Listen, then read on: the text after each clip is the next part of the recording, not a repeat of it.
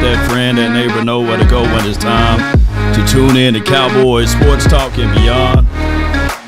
That's including the ice wall and beyond.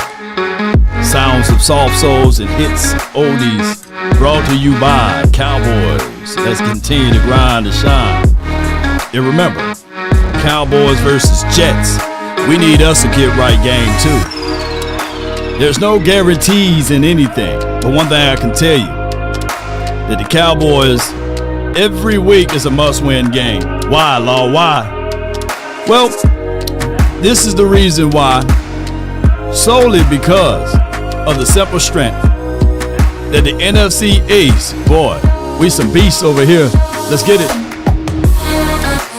They really say ain't no party like a cowboy party. Nevertheless, however, what about a Law Nation's groove? From my studios to yours, brought to you by Sleeper, the #1 fantasy app in the world. Also, backed by Frenkel and Frenkel Personal Injury Lawyers. 5, 4, 3, 2. Put a 1 in the chat if the audio is straight. Good afternoon, ladies and gentlemen, boys and girls around this beautiful globe. The name is Law Nation. All right, as you guys can see, we got Trayvon Diggs in the title there. And we got Kaiir Elam as well. Not to beat these boys up, but both of these DBs been a world of a world for us. Trayvon Diggs also, he had a presser, and he lamented the fact that, hey, can I run more man? Right? I'm a man-to-man type of corner. And we know Trayvon Diggs plays in phase. But when you're playing man-to-man, there are key points that you have to be worried about if you're not into tip-top shape, right? And when you're playing in phase, that is something that you will have to really know when to squeeze down on the play, right? When to get off, when to play your proper trail technique, and can you be in the same relationships as it relates to that with your quote-unquote safety, right? And by it being, organically speaking, Malik Hooker out for at least 3 to 4 weeks, give or take. He may be out of his boot next week, but a big toe, you don't want to mess around with them toes, them feet. Y'all know how feet do when you playing this game. Y'all can already finish that statement for me. Slow feet don't what? No. So you're going to be able to get your feet together. And all I can say is Troy Aikman spoke about this before, about on behalf of Deion Sanders' feet or toes or what have you. You got to have them toes up under you. And by all of this, what I'm trying to say is that Wanye, he will be on the roof now, opposed to Malik Hooker for these next 2 or 3 weeks. Now, I'm not a pro component of Wally Pips, but that is a real tangible thing that can happen here in Dallas. The Cowboys is considered a situation and scenario that is merely impossible for us to say otherwise. That's how people get their job. So when I look at this, let me see if I can pull this up. Appreciate each and every last one of you all. When we look at this, of course, Wanye is up there, right? And they got Bland on this opposite side. And, of course, you see Elam.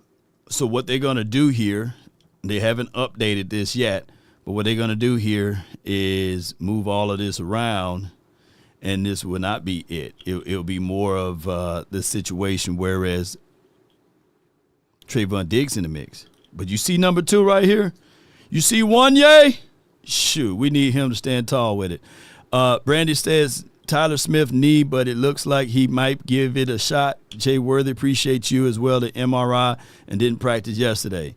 Open trials, BB13. I don't know, man. Maybe we need to get you out there, BB.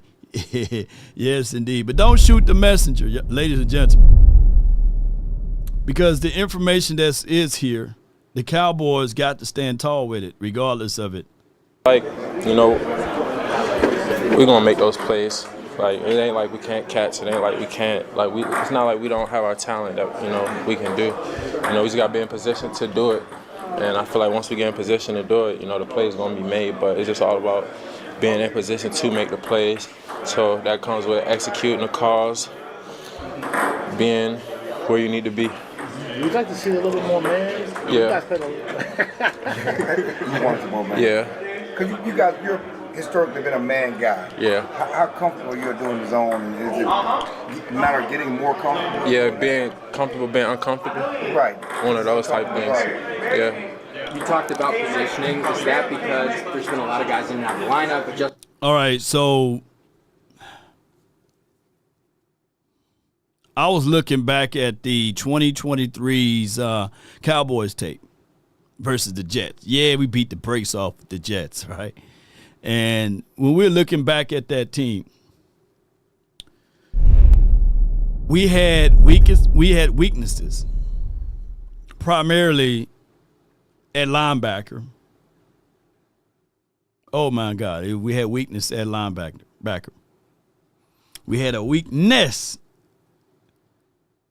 at one tackle, but it was pretty much okay because it was livable because you had Jonathan Hankins.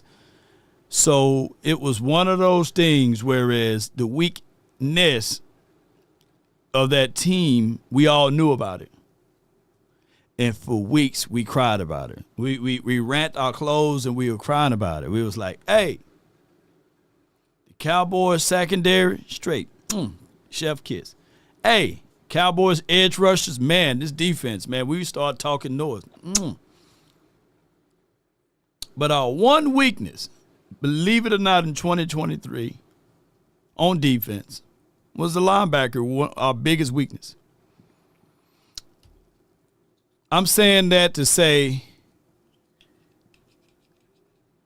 if we don't have the sense of urgency now, and if they don't move the way they need to move, even then they didn't move, and we are in a worse situation than we are at that spot, we may be doomed. I'm not trying to say that, but what I'm trying to imply is I don't want us to have the number one offense and still avoid these weak spots. So if somebody can, let's continue to figure out solutions for this defense. I think that by the nature of just automations of football in general, when your front seven is great, your DBs absolutely play better. They call it secondary for a reason. It's not like they firstdary, right? So our firstdary need to get better. We need better linebackers. We need better, of course, play by the cornerbacks. But I truly believe if we can just get better linebacker play, we'll be okay. Believe it or not. See, or what is the positioning stuff? I feel like just getting accustomed, to the system and where the routes are going to be, where the routes are going to end up, putting yourself in position to make plays. I wouldn't say it's more complex, but when you play man, you're right there with the person. You literally right there. He go over the field, you go over the field too. And then you covering the area, so you have to cover area and be in position to make the play.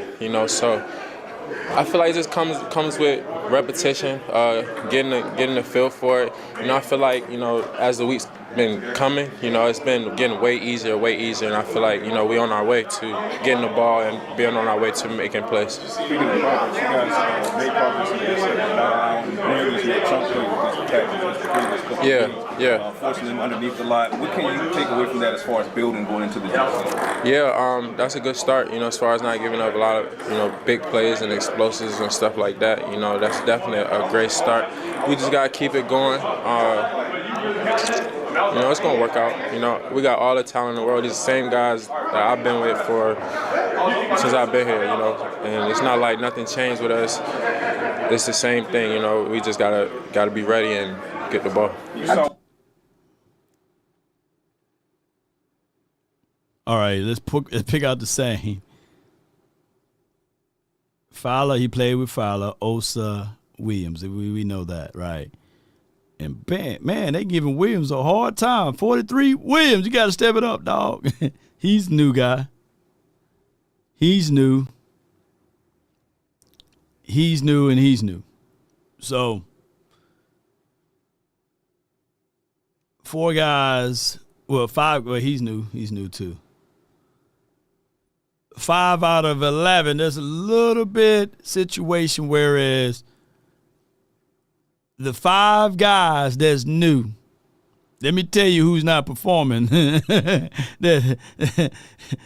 Murray, shoot. And put an X by Sanborn, Elam. So you mean to tell me, now Stewart, I think Stewart, he's doing his job, man. I ain't going to take a dump on Stewart. Reddy Stewart. Yeah, I think he's doing his job. So 3 out of the 5 guys that's new ain't doing their deal, man. I'm just saying the coverage. Now, I'm not the one to campaign for Trayvon Diggs because he's not living up to his levels of expectations as well. So if this system is converted into a zone-based only type of system, which we play 94 to 96% of the time, then somebody got to get an ear to Eberflus and say, hey, these guys, I know you want to run a zone, but Cowboy fans and everybody that's listening right now, we want to win now. And we tired of telling people, man, 30 yards, 40 yards, hey, be okay with that, and let's bend but don't break. Because we breaking and we are bending at the same time, being ranked 32nd in the National Football League, meaning that 31 other teams are better than you. And if we can't improve from week to week, then what are we competing for? What are we playing for? We 1-2-1. This is already a must-win game. We are so behind the 8 ball that this week 5 in every game been a must-win game. Ain't this crazy? Week 1 was a must-win game. Week 2 was a must-win game. Week 3 literally was a must-win game. And just last week was a must-win game. My goodness, boy. Everything is a must over here. And there's no excuses, right? Desperate team looks like it was a winless team in Chicago that you guys went up there and visited. Yeah. They pulled out all the stops. Just talk about what you can learn from that game going up against a winless Jets team that's probably going to be desperate and pull out all the stops. Yeah, I feel like they'll come out with trick plays and try to give us our best shot early, take shots. We just, when the ball in the air, we got to capitalize, just regardless of whatever the call is called, whatever we need to do, the ball in the air, we got to capitalize. You feel like you've been talking to Flus and say, hey, maybe we can play a little bit more man, a little bit more? I don't know if you've had that discussion or not. I mean, yeah, we talk. Yeah, they talk. You talking about the Max Crosby? I can pull that up. Hold on, give me 1 second here. Somebody asked about the Max Crosby, and I want to be able to share that tidbit of information. The Cowboys, we need for them to lose. We need for the Raiders to lose and continue to lose. And when they get on this fire spree, when they get on this thing right here, that could be a very tangible thing. Sometimes, here's what I got to say. The need to be right is always a dangerous drug, right? And I get it. The Cowboys need to be right by getting rid of number 11, right, and doing the pass rush by committee. The Cowboys thought of the same thing in 2018 and said, hey, we need to, what better the quarterback here? He liked to spread the ball out. Let's not focus in on one person. Let's give the quarterback a room where he can decide who the ball goes to. And they went into 2018, and it didn't work. It didn't work. Cole Beasley, Allen Hurns, drafted Michael Gallup, I believe, that year, and whoever else we had at wide receiver by committee. Cole Beasley. In the words of Skip Bayless, he called him Measly Beasley. And it didn't work. It didn't work. The wide receiver by committee didn't work. And even in 2018, they decided to do the tight end by committee. Who remember Blake Jarwin, and I think Schultz was there that year, and somebody else, Rico Gathers or somebody like that. We tried to do the tight end by committee. It just didn't work.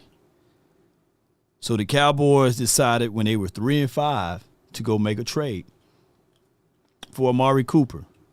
and it worked. So when I'm telling everybody, hey, you know, this tight end, well, not tight end, but this edge rushing by committee, maybe it just don't work. Maybe we need that guy.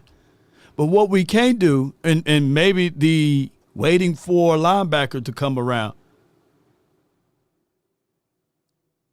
it may not work. Sanborn may not ever become official. And we can see that. Kenneth Murray, everywhere he's been having those type of issues. So either we can continue to be drugged through the media and do this and try to win every game by scoring 35 to 40 points a game, or we could try to fix this right now. And that's why that's the battle cry for what we're trying to do right now. Right, ladies and gentlemen, it's you.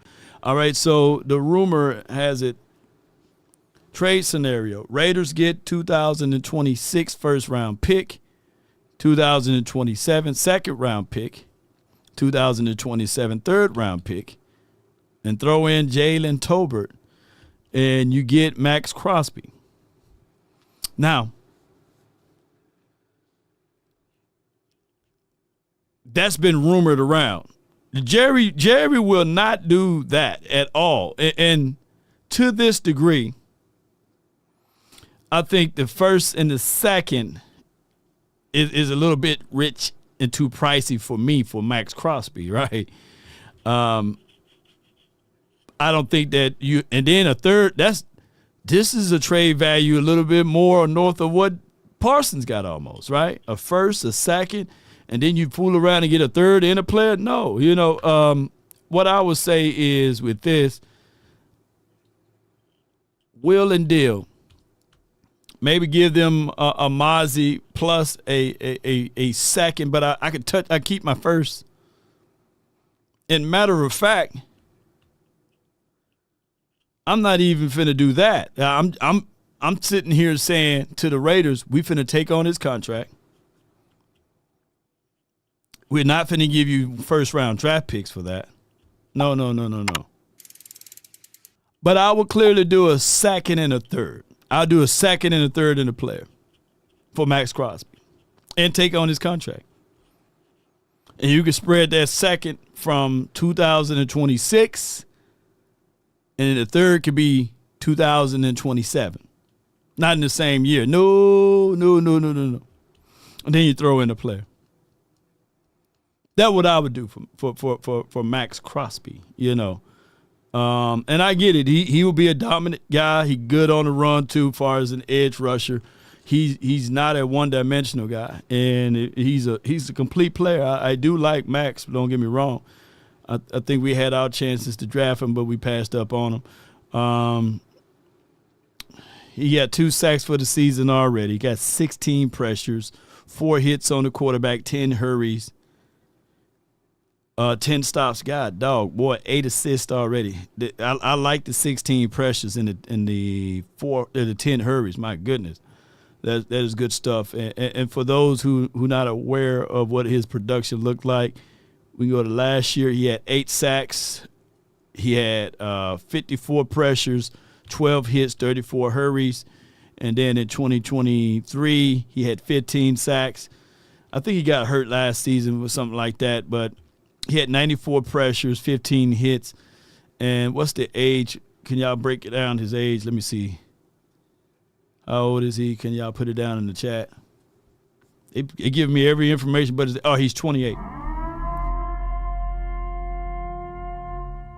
Yeah. He's 28, so. Darren Posey, Senior, $5. Senior. Max will be minimum if he comes here. El Paso, huh?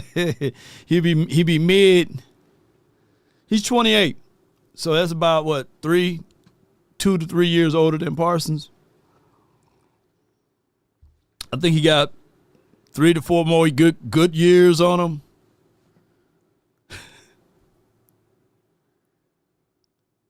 He looked like he looked like a little thug out there with the tattoos and stuff. He's very marketable, right, for the state of Texas. Oh yeah, you can market him, right? You know.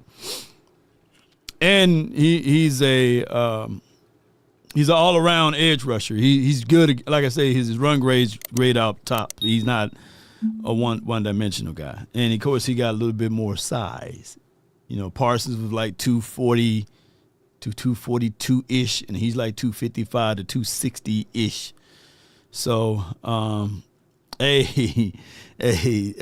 Giovanni says 28 is when you start your man's physical prime. Yeah.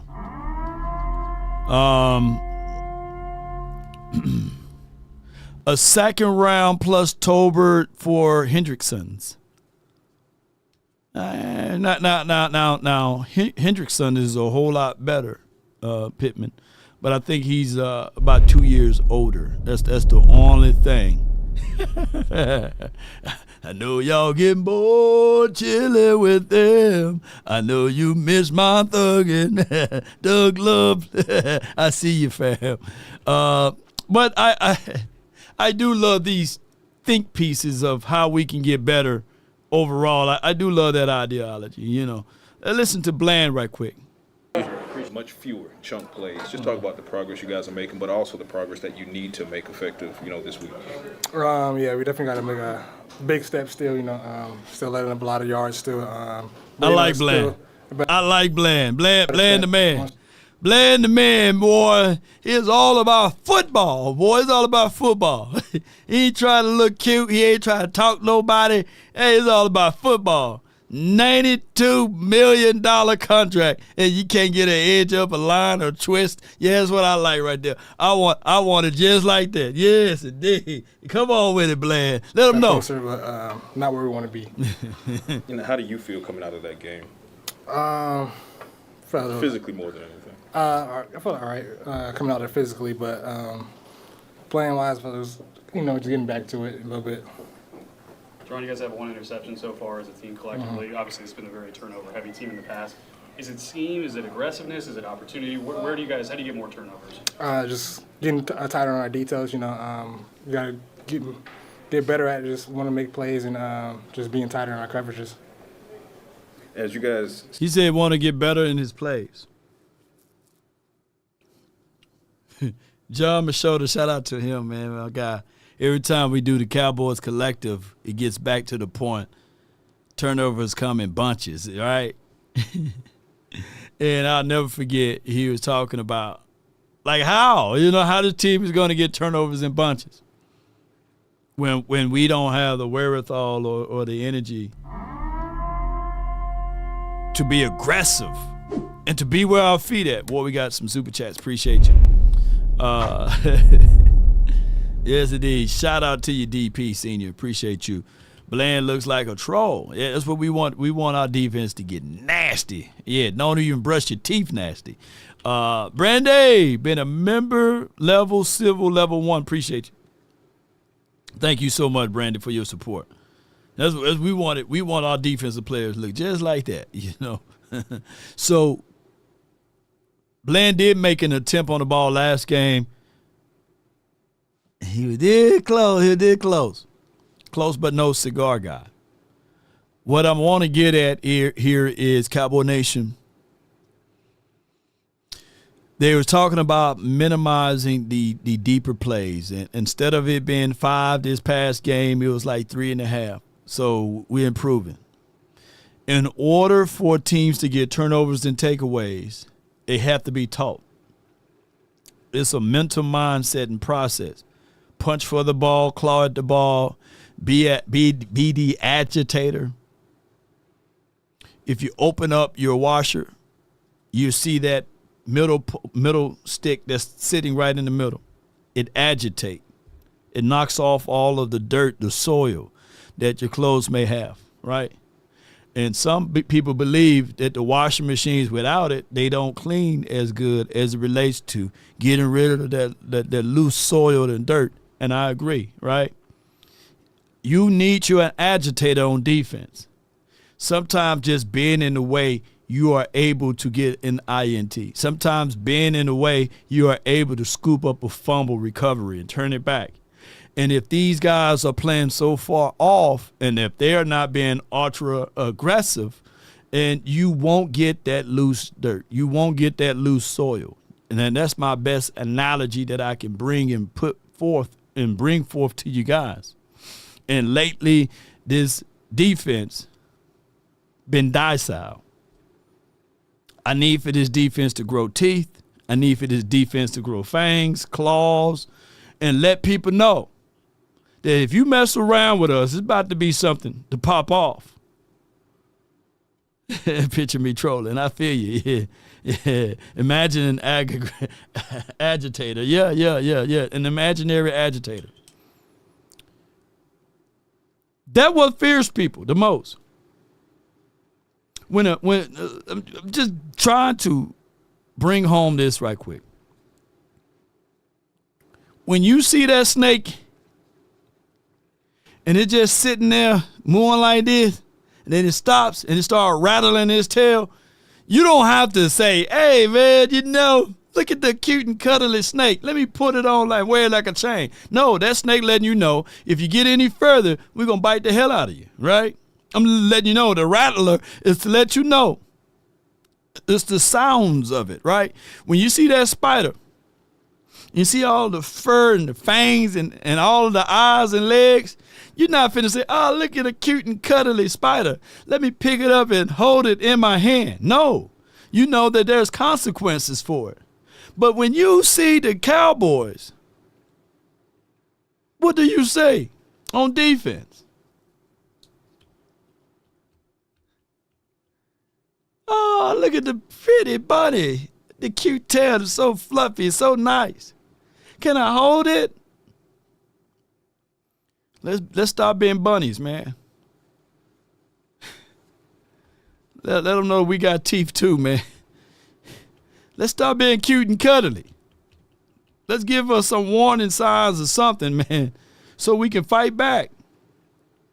See Kalen return to practice and try to ramp up for you guys. Just what have you seen in his development from last year as a rookie? He's battled a lot with the shoulder injury, now the hyperextended knee. What have you seen from him, and just what are your words of advice from him as he tries to get back on the field and stay on the field? Now you battle tested now. You got that hard part out the way. Coming back from injury, so now it's time to come back and just prove it and just keep showing who you are. And how has he been in the meeting rooms and, as far as walking through the walkthrough, just the mental reps? What have you seen from him? Oh, he's been good. He's been being engaged, trying to get back to it. It seemed like there was more of an emphasis to take those big plays away, but Green Bay's maybe beating you a little bit more with the screen game and the quick passing game and stuff. How do you kind of find that middle ground where you're able to take both away? What's the next steps for those kind of things? We just got to see where we got better at and some things that we need to get better at. So we just got to get tighter on the details and be a better effort out there. Duron, you guys have played some good receivers this year. This week you got Garrett Wilson. What's different about him? He can do a lot.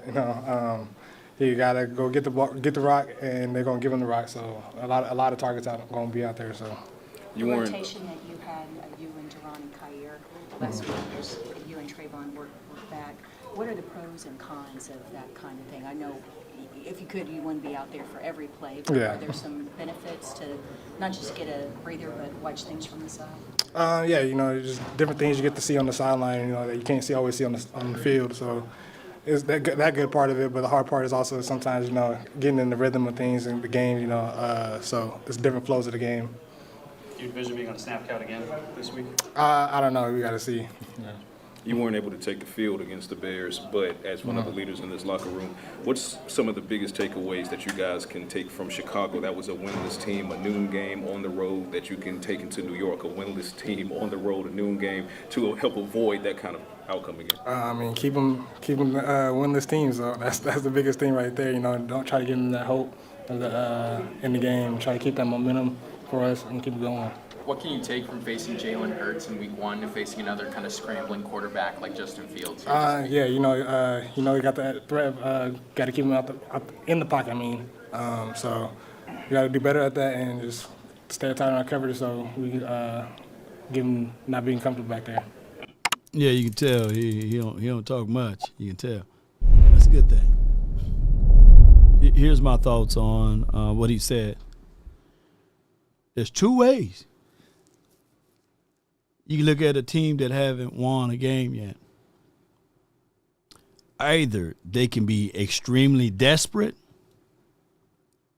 extremely desperate, or you can crush them without giving them hope. But you got to do that real early. If you give them hope in the first quarter, the second quarter, you see what happened against the Bears. What gave them ultimate hope was taking that ball away from Javonte Williams on the opening series or drive there. Gave them hope, gave them love, gave them adulations, gave them all type of bear pride and all of this good stuff. We can't allow that to happen this week. You got to crush the opposition ultimately. Art of war them, guys. Don't let your foot off the gas pedal. I'm old enough to remember Tom Brady had to go up against those same Jets twice a year. I said the easiest pathway for the New England Patriots going to the postseason every year were the people in their division. They had the Jets twice a year. They had the Bills at that time was dog water twice a year. And they had the dog water Miami Dolphins. It was dog waters, right? All those teams were just terrible. And they used them as a whooping pad. So in the hearts of hearts, they used to getting beat down terribly. But you got to do it early. You can't wait till the third quarter and say, hey, let's pull off. They got some dogs there. They still got Quentin Williams, who somebody right now would get rid of their spleen for Quentin Williams on this team. Yeah, they're like, yeah, man, I like Kenny Clark. Oh, yeah, man, we do like Osa. But Quentin Williams is one of them ones, man. Come on with it. Y'all know I'm telling the truth. Brandon says, Bland, I'm sorry for what Darren said. What did Darren say? What did he say? Yeah, Dak beat Brady. Yeah, he did. So what I'm saying is, yeah, Brady was winning that division every single year. They were chopped liver. They didn't get good until he got off of it. He got out of the division, then they got good. Even when they were good, they were still terrible. With Sanchez and them, y'all remember? They had some good defenses. Had all of the weapons. Reeves Island and everybody. Reeves was like, man, let me check out and go to the New England Patriots to give me a ring, you know. But what I'm getting at is that we want to beat them so bad that they second guess their roster and they sit back and they say, you know what? Quentin Williams, we release you. We'll go ahead and let you go to the Cowboys. The running back got hurt now, Breland Allen. I think that he's got IR on his knee, so he's not playing. So what I'm getting at is that sometimes teams will not trade with a team because they got to play that team. They don't want to give up hope. But if you start the season off 0-5,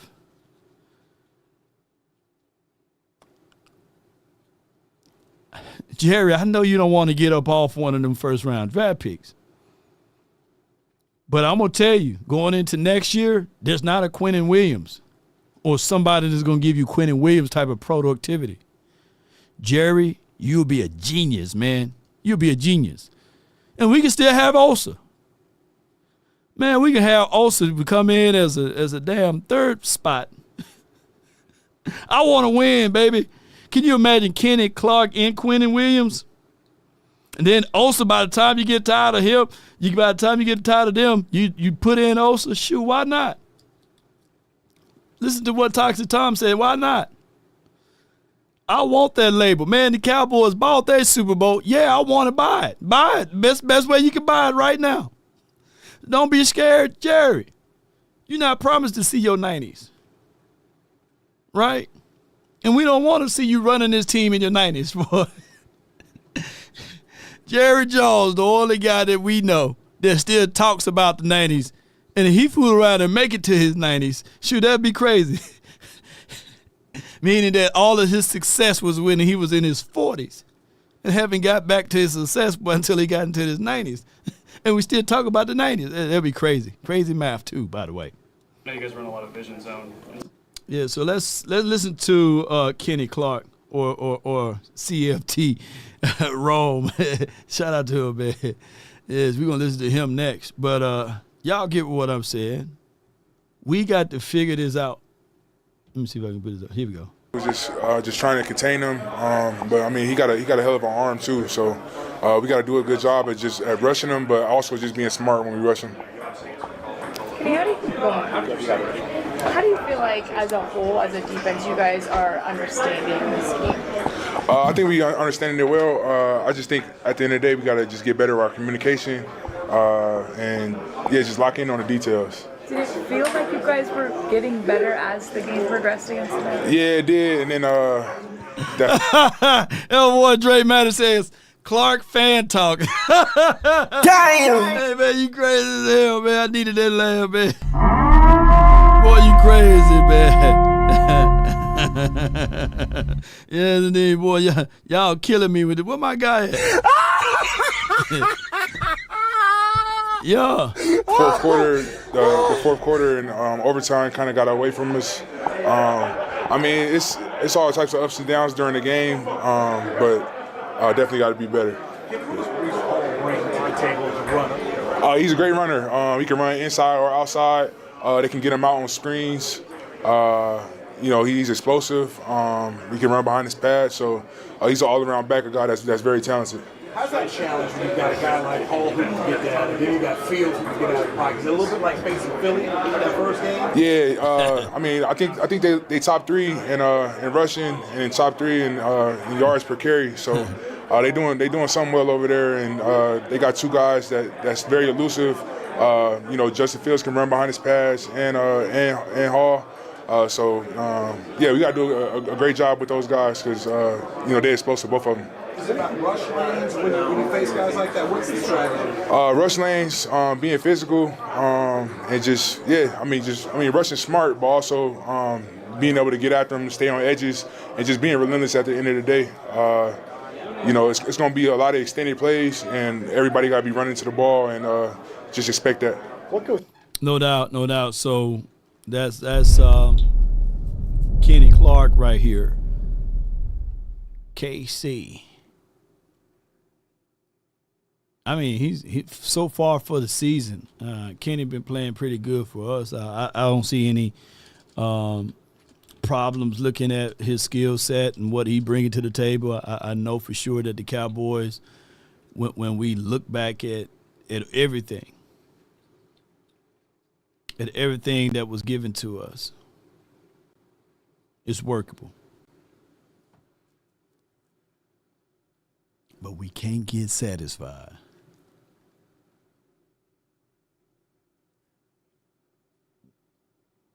We need to have some more pieces.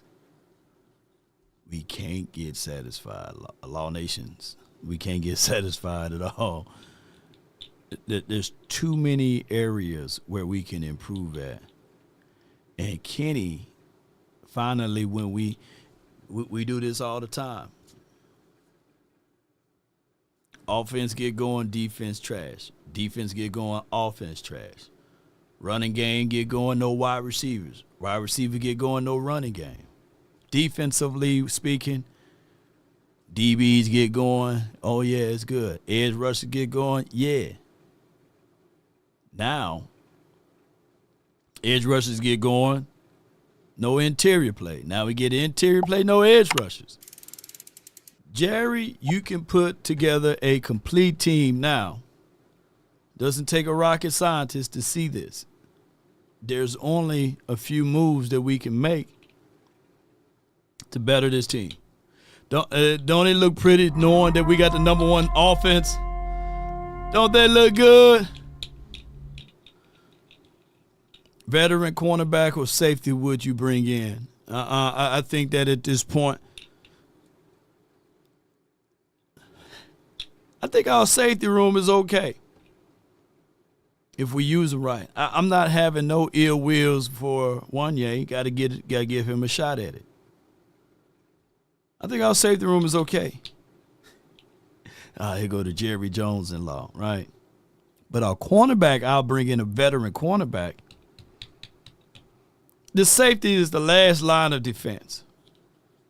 We're going to see better productivity now out of Wanye. He's fast. He's a bigger size guy. He come down, hit and fit. He is a guy that you know for sure that you got to be aware of out there on the field. I like Wanye. Now, Bell, to this degree, if you get him more tick and playing time, I already gave you guys my thoughts of that. Yeah. It's rumored. You know, I'm not saying that it will happen, Paul. Yeah. It's more of a rumor. Like, Ill Machine said it right. LB is more of a major issue for us, and you're right. And Paul, let me just say this. Yeah, it's more of a rumor. Jerry is targeting Max Crosby. It's more of a rumor. I can straight up tell y'all. Listening back to historical references,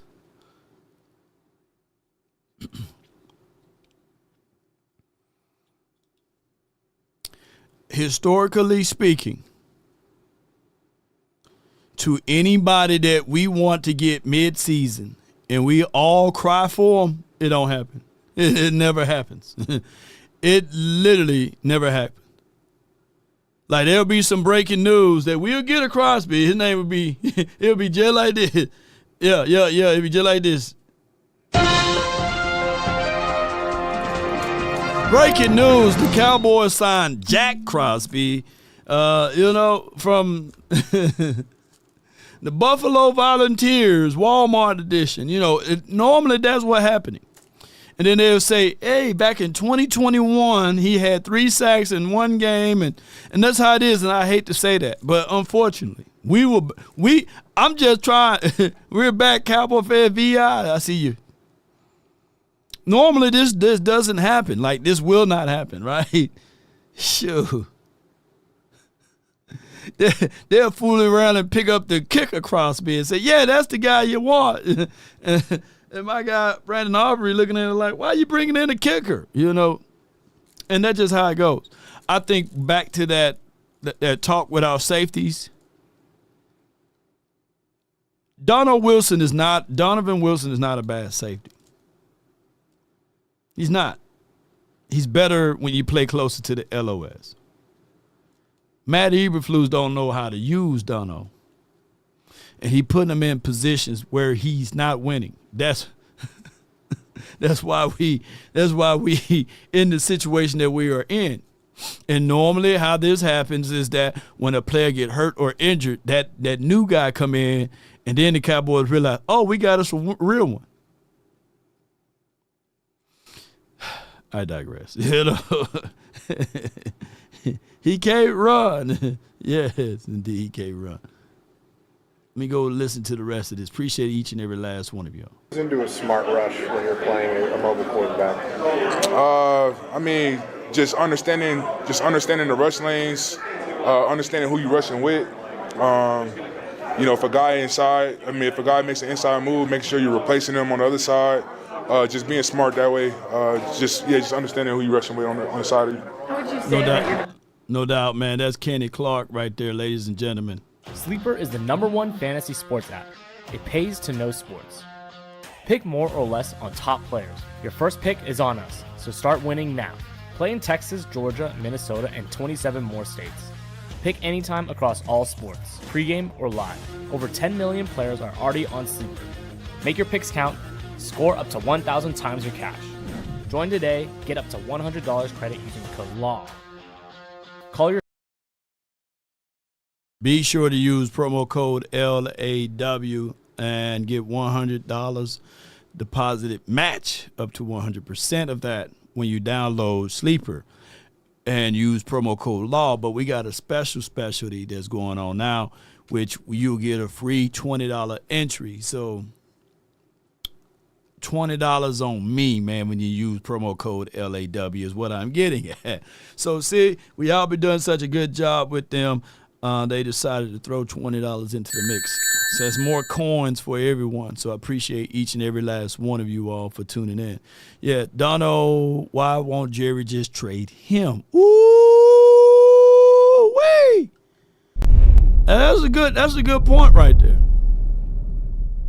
That's a real good point. Oh, yeah, that's a real good point. Why not just trade Donovan Wilson? to a system that he can play in. Matt Eberflus got to make that call. Yep. I knew we were kind of like in that situation when they put a C on Donovan Wilson's chest. Remember, he's been here since 2019. He's one of your older pieces on his defense that been here for a while. He got a chance to see the Jason Garrett.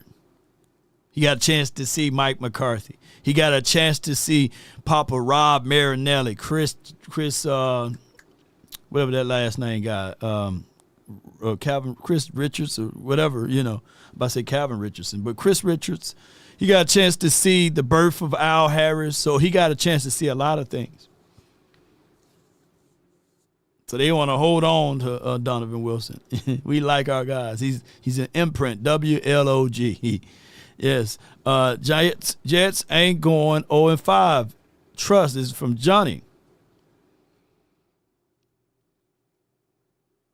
So you trying to say it's going to be another tied game? Because the Cowboys better come out here with a tie or a win, and I don't want no ties, and I don't want no losses. The Cowboys better come out with a win. That's what I'm going to say. Chris Richard, my bad. Yeah, Chris Richard is his name. Shout out to you, JB. Yeah, so what? Nah, not Donovan. Sanborn, hell yeah. Okay, yeah. Sanborn, shoot, he know where the bodies are buried. If Sanborn continue to start for the rest of the year, and they continue to praise him, then I'm done with focusing in on football and looking at tape. Because now I know for sure whoever evaluating the linebackers for the National Football League, especially in the Cowboys world, that any of us can do that. Any of us can look at this and say, I can be a damn linebackers coach. We've been talking about we need a linebacker since Sean Lee left, right? And Lee, we were talking about adding a linebacker when Lee was here. Lee, technically, we haven't had a legit linebacker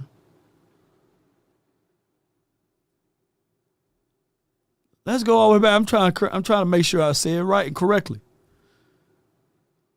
Dexter? Coakley? When was the last time we had a linebacker, y'all? When the last time, and we had a little spark here and there for maybe a one-off of a year. Yeah, sure. Yes, that win, and I bumped into him a couple of years ago here in Dallas, When was the last time we had a solid linebacker? And I'm talking about beyond the time frame of Jalen Smith and LVE for that 1 year. And we ain't gonna add in the guy that was here who wore 55 and then he got hooked up to the scissor. I forgot his name. The tip of my tongue. Brady James. Put some respect on Sean Lee's name. Lee was my guy. I'm gonna stand 10 toes down. If Sean Lee had Jason Witten's blood, right? If he could just have Jason Witten blood and be healthy for all of those years, they would have pulled Sean Lee to the side and say, hey, man, here's a gold jacket while you was playing. You know what I'm saying? Yeah. It's been a long time. It's been a long time since we had a stud at linebacker. And the craziest thing, even when we tried to identify help with linebacker, we took that linebacker and put him on the edge. I ain't going to say his name. Yeah, Rolando McClain is one I couldn't think of his name. Appreciate you. Now, if we can turn like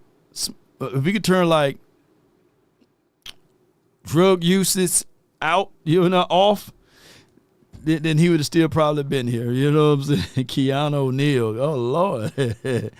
Oh, my God. But there's two guys that if they had Jason Witten blood, they'd be a Hall of Famer first ballot. Tony Romo, in my opinion, and as well as with Sean Lee. These guys stayed hurt. They stayed hurt for, like, odd reasons. And Jason Witten never got hurt. It just stayed hurt. And hey, boy said, Anthony Barr, good Lord.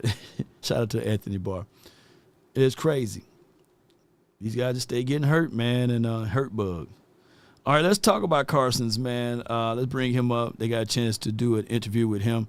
Appreciate him on thecowboys.com. Let's listen. When that time come, I'll be ready. Kalen, I'm sure you've been watching film on the Jets and everything. Based on what it looks like, it seems like their record isn't indicative on how good their energy intensity is. I guess what are going to be the keys to being able to stop an offense that's led by someone as dynamic as Justin Fields? Contain them for sure. Really just read our keys. Make sure everything's on point for us. It's really about us, more so, and less about like what they bring to the table. We just got to play our style of ball. How challenging has it been to be sidelined when you know that secondary could really use you?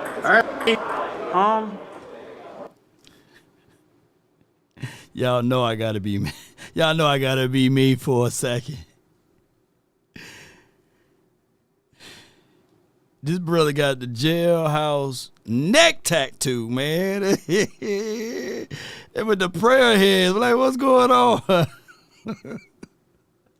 What's going on, man? Hey, man, fellas, man, what's going on, man? Y'all got to preserve the neck, man. What's going on with the neck tattoos, man? Fellas, man, what's up with all the neck tattoos, man? If man got to bring up Trey Rags, man. Come on in, I'm ready to text you. Cool. Yeah. Hey, so what you want today, man? What you want today? Oh, yeah, man. I want like a neck tattoo right here, like a face of a goat. I think that would be fire. Oh, yeah, that's fire. That's fire. Throat goat. What? No, throat goat. You said you wanted the goat on your throat. I don't want it on my throat. I want it on my neck. Okay. Goat neck. Goat neck. Hey man, scratch that, bro. Scratch that. Let's do a bear, like a grizzly bear or a bear. All right, that ferocious neck. Hey, bro, why you gotta say that? Bro, I'm just clarifying what you want, man. I'm not trying to say anything. I'm just saying. Paradise. Put paradise. Okay. That neck a gamble, huh? All right. Do a rose, bro. Okay, I see you. That neck trying bloom, huh? All right. Do a cross. Can we do a cross? Like just a normal cross. You got that godly neck. All right, bro. I don't need you to. Somebody said they got that godly neck. Hey, get out. Hey, man. Hey, I was just seeing who got the godly neck, man. Hey, all right, bro. All right, man. Hey, bro.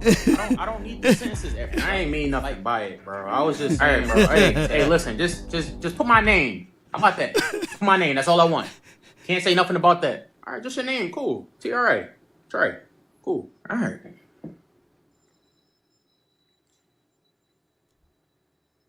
Got that selfish neck, huh? All right, you know what? Fuck you, man. Hey, bro. No, I'm out of here. Come on, bro. I ain't need nothing. Oh, my God. Hey, fellas, man, y'all stop getting these neck tattoos. He got that praying neck over there, boy. Oh my gosh, boy. Y'all know I had to get him. Oh my gosh, boy. Shoot. I missed a lot of time last year, missed a lot of time this year. Really, it's been helping me get my mental right. I feel like last year and then in the beginning of this year, I was kind of looking at it in a bad way, sad, stuff like that. But now it's more so like kind of looking at it from a positive side of it. And now I'm in a better headspace and ready to go. How difficult was it to kind of overcome that mental hurdle, especially at a position like corner where you kind of have to have a short memory? Can you ask it again? Just like... Man, you heard that, man. Yeah, I guess he got short-term memory. Hey, Daryl says that selfish neck is wow. Oh my God, boy. Shit. I tried to get back to the content.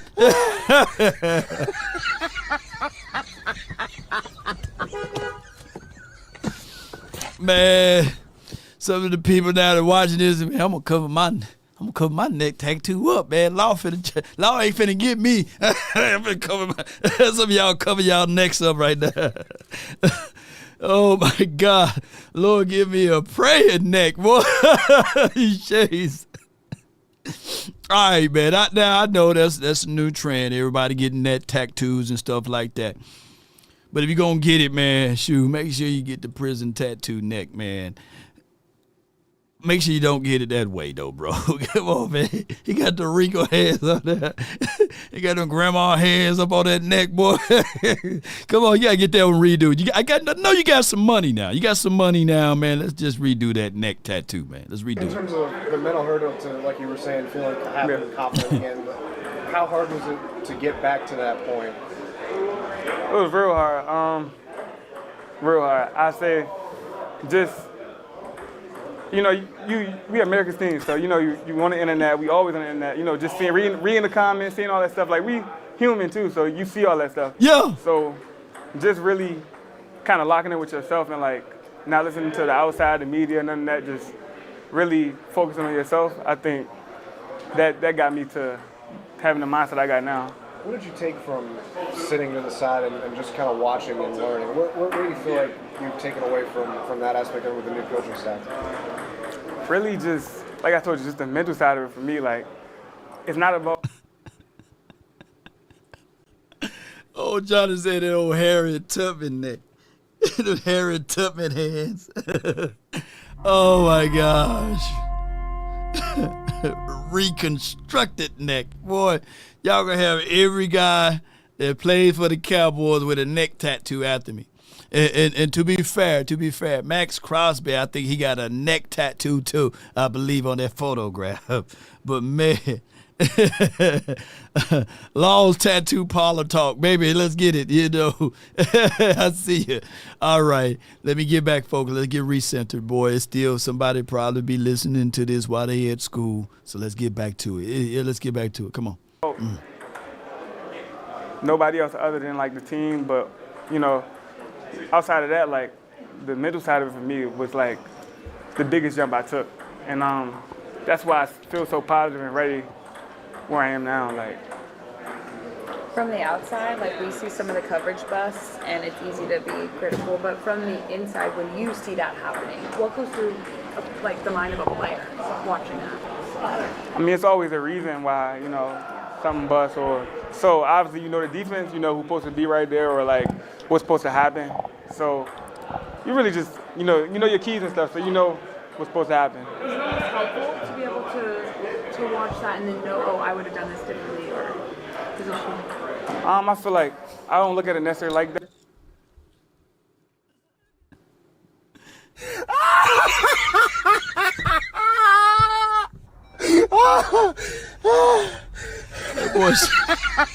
With your old 1 Corinthians chapter 2 neck. That joke. Boy, y'all killing me, boy, with this. If you don't sit your 1 Corinthians chapter 2 neck down somewhere, dramatic. Oh my goodness! Oh my goodness! Oh, 2 John. 1 Timothy. Oh, lift every boy's neck. All right, man. All right, hold. Let me get this show. He's only got a little bit to go on this one, man. Come on. But more so, like, you could just kind of see. I'm not going to say like. I don't look at it like that, but more so just knowing the defense and knowing, like, okay, who's supposed to be there and What are you guys working on? All right, man. I ain't gonna say nothing about my guy here. He don't think he got any neck tattoos, but he got 99 on 1999 on his. And that's when Sam was born. All right, so King James. What? I'm never gonna be invited to the damn cookout. And like, Law, let me talk to you, man. I heard you talking about me, man. Now we can do this the easy way or the hard way. I'm saying, what you mean? Now hold on. Now I heard that reference before. I'm a man. Old Testament neck, boy. 1 and 2 Thessalonian neck. Again, boy, you crazy. All right, how can we get? What's that Revelation? All right, let's get it together, man. Let's get it together, man. No more neck talk. All right. No more neck talk, man. Let's get back to the realness. Brunt Workwear. Let's not work in pain, but let's work in comfort. And I'm talking about quality comfort. Brunt Workwear brings you that element of comfort, stability, and also durability. With Brunt, your number one workwear out there in the field, built to last, built to survive, and also leaves you with style and grace. So visit bruntworkwear.com and use promo code LAW and pick up you a pair. Brunt Workwear, the boot that you can put to the neck. And use promo code LAW. Stomp out all of the opposition with the greatest boot in the land, waterproof, and as well as comfort. So let's not work in pain, but let's work in comfort. Brought to you by Brunt, the amazing footwear and style and grace. You can win with Brunt. Never lose. Just embrace the best footwear in the land. Come on with it, Cowboy Nation and everyone. Use promo code LAW and get your footwear together. Let's step on these necks over here, man. All right. With that being said, do y'all want to hear Sam Williams, or do you guys ready for us to open up the phone lines and beyond and get things going? And wait a minute. Let me listen to Sam Williams. He only got a little bit more to go. And then I got Wanye talking. Hold on. Extra meetings, meeting together. Hold on. Making it simpler, making it very simple for all of us to, to make those checks and reads that we need. Sam, what changes in the pass rush approach when you're playing another quarterback like Justin Fields? It's just all about the plan. I mean, the coach give us a plan, and we just got to execute it. Really, every week is a plan, and we just try to execute it. Just piggybacking off of that, you mentioned Justin Fields and Breece Hall. Just as an offense as a whole, what's kind of going to be keys to stop them? Because it seems like on tape, the record doesn't really reflect their energy and intensity whenever they're trying to go. Well, of course, we got to get takeaways, and we got to stop the. We got 2 for the season, right? And one we really not counting, but we are counting. The Giants game, we had a takeaway there, right? And then we had the strip sack fumble by James Houston. I want so many takeaways that we forget the games on how many takeaways we got, right? So far, I believe we only have 2. We need to get better at that number. The run, and then we got to rush. That's just plain and simple. That's the 3 things we got to get done. Once we get those done at a high level, we'll be very successful. Does it feel frustrating at all that, you know the things you have to do, but the execution hasn't been there yet? Sometimes, yeah. But, we can't go against what the coach says, so we got to do what he says. Do you feel like you guys as a whole are understanding the scheme well? Yeah. The scheme is pretty simple, especially on the D-line part. It's just we got to do what they tell us to do. Let's get to Wanye. And I'm seeing that they allowed the women's back into the locker room, which is cool. They had put a ban to it last year and the year before that, I believe. But it's good to see. I can hear that the women are back into the locker room. Yes, indeed. So, and I guess take your shirt off day to do the recordings. All right. And is that Psalms? Okay. Or is it Psalms shoulder? To be in the NFL. So everybody tatted up, baby. Actually, the day after he got drafted, we were just sitting and talking man. No neck tattoo. We used to talk about this. We used to train for this, and then now it's just crazy, man. It's crazy. So yeah, how obviously making the NFL is a long shot for anyone. Yep. What's it like to just see the dream become the reality? Knowing how odds are against this. Honestly, man, it's something I really can't explain for real. It's just a great feeling. It's a great feeling. Is your mom gonna have one of those half jerseys on? Or how does she plan she has jerseys made, shirts made, and she only can wear one of them. So right. You know what I'm saying? So she don't have all of it done. So do you envision what the post game's gonna be like? Because obviously you guys are Oh, yeah, What's the post-game definitely. He's gonna get my jersey. I'm gonna get his, and I'm gonna give him my cleats. Yeah, Wanye brother played for the Jets, by the way, so that he's explaining that he's about to go up against his brother, and they both on defensive sides of the ball. So, yeah. I shouldn't have said that, but I'm gonna give him my cleats because I got some special made cleats for him. And then we're gonna go to our mom, give her a hug, kiss, and They ought to make one of them half jerseys. Y'all ever seen them, on one side is the Cowboys and the other side is the Jets. I think that would be dope for Wanye, and then I can't say his brother's name. Y'all can put his brother's name in the chat. It's a weird spelling or a weird pronunciation, but y'all get it. My Mississippi self, I won't be able to say it off the fly, but y'all get what I'm saying. I think that Wanye, let's go ahead and make a super surprise deal. Wanye is either gonna force a fumble,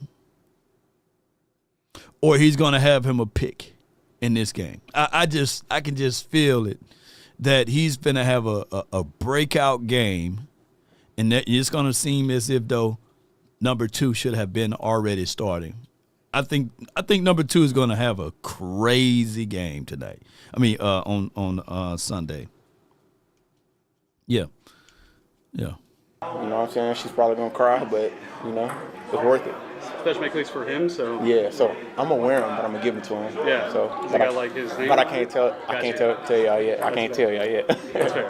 I saw you tweet yesterday. You're not talking to him anymore this week.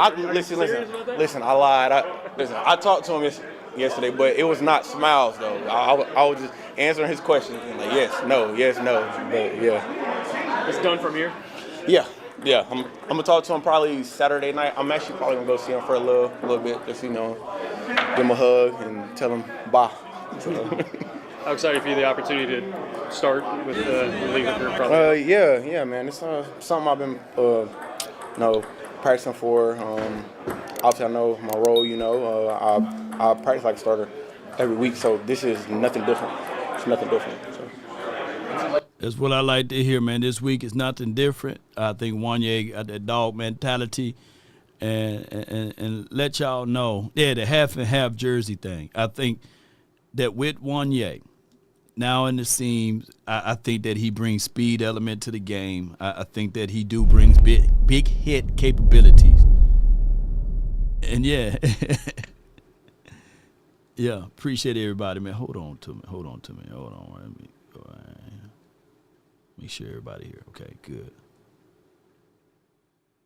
All participants are muted, and they can unmute themselves. All participants are muted. All right, good. Making sure. All right, here's my guy right here. Let's do it again. Here we go. Hey, he's stepping in tall. Wanye Thomas, y'all know how it is. Hey, he's a legend over there at Georgia Tech, right? Hey, on kickoff return, punt return, you name it. Yeah. Hey, I talked to Bone Foster Jesse the other day. Yeah. And he said, What'd he that's say? his dog What'd he right say? here. That's his dog right here. That's That what he said? said. That's what he said. He ain't lying. So this Bones dog right here. That's Bone Oh, dog. okay, You know what I'm saying? Yeah. Am I lying? I'm not gonna say too much for the camera, but you can either confirm or deny, but he did. Okay. Bet. All right. Appreciate you, dog. Holding it down. And my guy Wanye, man, so I'm on Wanye in them. That's when he was wearing number 30. So now he wearing number 2 now, Cowboy Nation. So let's see what we can do with this. But before we go any further within the confines of this conversation, since it's already close to 2 o'clock, I want you guys to know that tonight we will be at Smoke Chemistry. We're going to have Patrick Creighton in the building, and it's going to be a great night. And who plays tonight, ladies and gentlemen? Who plays the Thursday night football tonight? And be sure to get your questionings together so we can see if we can answer and get these things going for him. Primarily, we're going to talk about the wide receivers, of course, the defense as well, and what this team need to improve at. And then we're going to talk about, business ventures and what he's been doing in the community and what things that he got going on. I know that he got a son that's playing in one of these high schools around here, and he's phenomenal. I think he's like number 1 or number 5 in the state of Texas. Yeah. Yeah. So Clarence gonna have to be on his best behaviors. Yeah. Rams Niners night. Okay, come on Rams. I want them Niners to lose every game, and there's an inside reason why for that. But if it is one of those situations, Cowboy Nation, let's get it. Let's go ahead and move this going the best way possible. It starts from the first phone call. Most of the time, you're going to talk to Gene Burkett, a 30-year partner. You're not going to talk to some employee that just got put on the phones that day. There are things that are so crucial, especially if it's a cataclysmic event, to have our experts get out and look at the vehicle, witness statements, photos, the whole thing. Call Frenkel first. Chosen by the people, feared by the insurance companies. Call Frenkel first. There's 214 or 817 every threes that you can dial from that point, and then you get one of these guys, Frenkel personal injury lawyers, back with a combined of 100 years of experiences. And on top of that, you see all of them threes. Well, there's one guy on this team that wears 33 that we need for him to show up this weekend, and that's Javonte Williams. Let's see if we can keep that energy going. Now, if you can't visit Frenkel Firm by phone, you can always visit them by website, and that's frankelfirm.com. Be sure to reach out to them in that way if needed.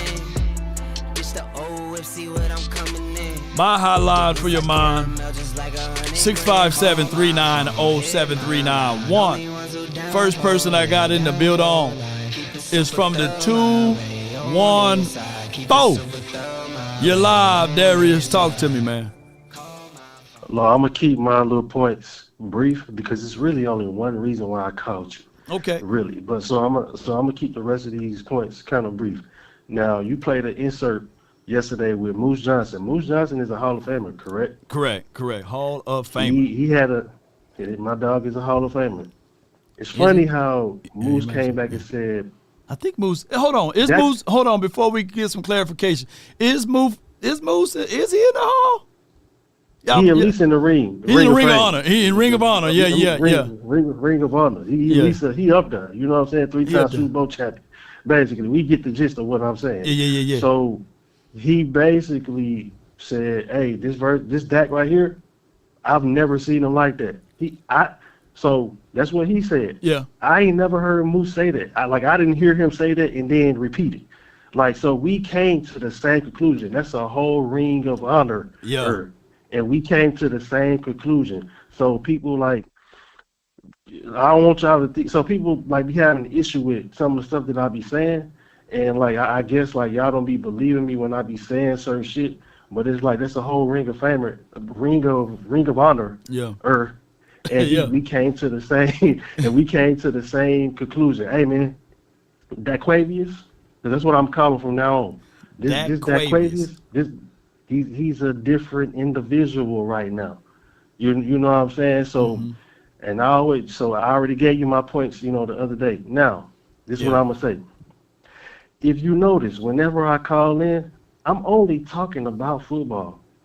Majority of the time, I'm only talking about football. I don't talk about nobody. I don't talk about nobody's opinion. If I talk about somebody, then I'm uplifting them. Then I'm showing them love. I like Riverside John. I like what his perspective. Big Amish, Brandon, Swayze, MJ, Uncle Charles.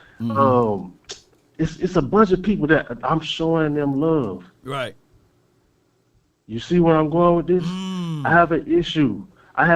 With your boy $1 And so I don't want him to get selective amnesia because this ain't the first time that I heard him sneak dissing.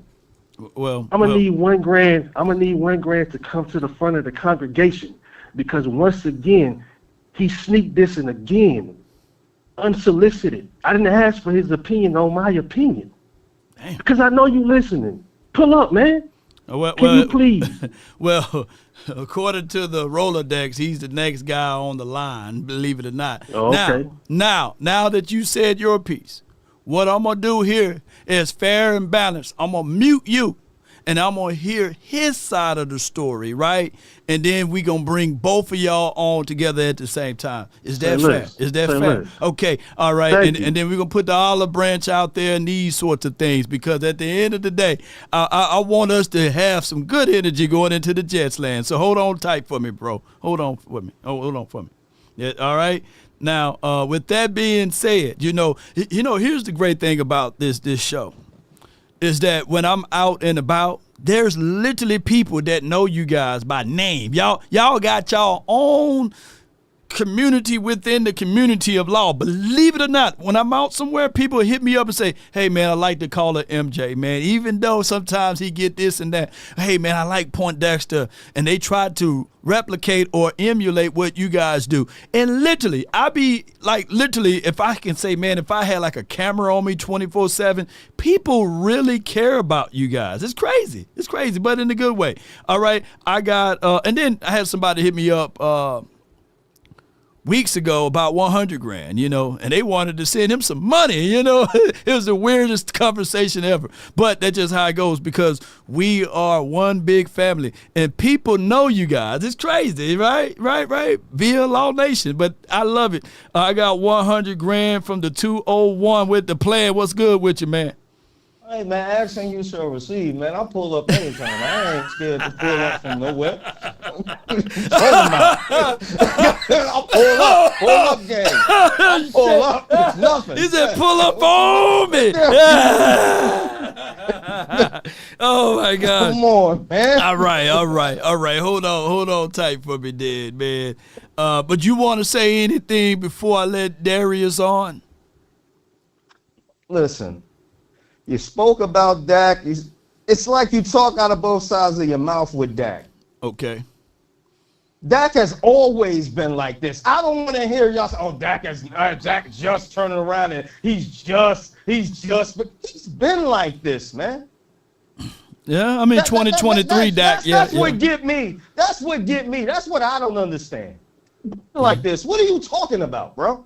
All right, so what are you talking about? Running game? No running game? Dak has always been elite, bro. Here's Darius from the 214. You may have the floor. Go ahead. Okay, so number one, that wasn't the opinion that you spoke on.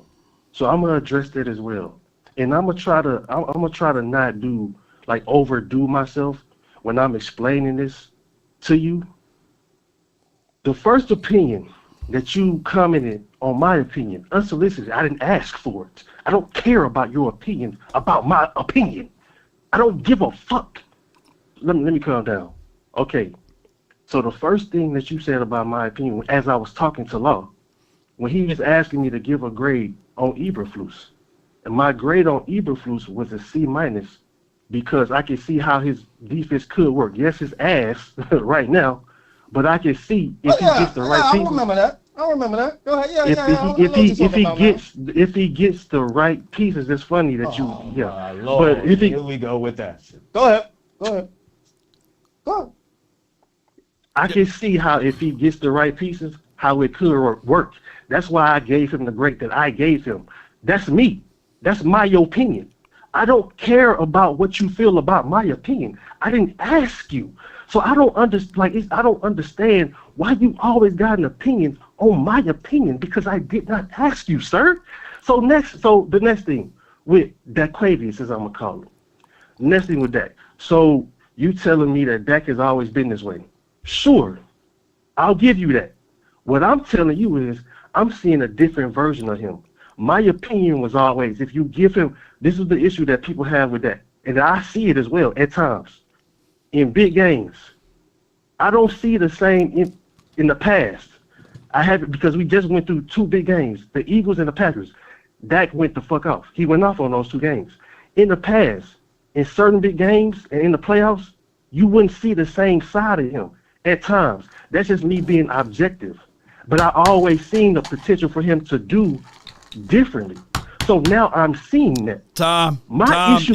It's old boy time now. All right, hold tight. Okay. You got 60 seconds to rebuttal. Go ahead, 100. All right, in these games, in these playoff games, you seen Dak go off. You seen Dak on fire.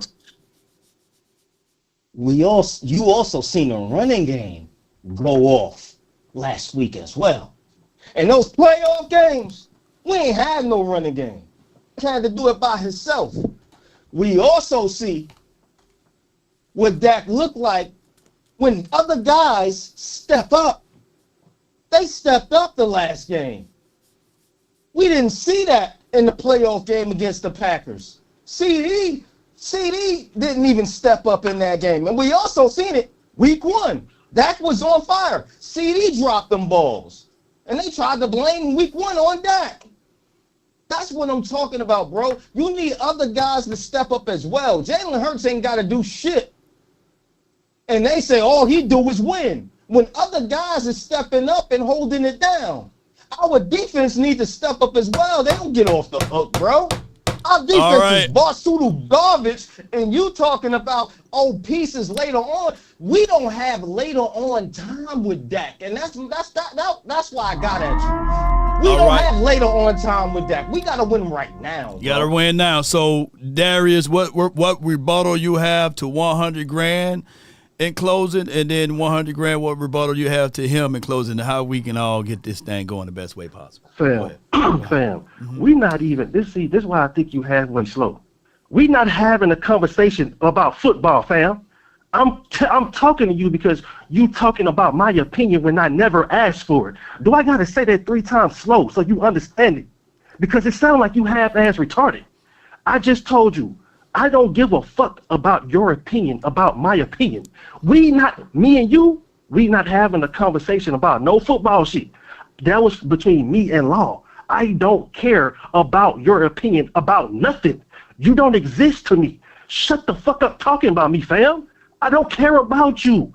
I don't give a fuck about none of your opinions about nothing at all, period.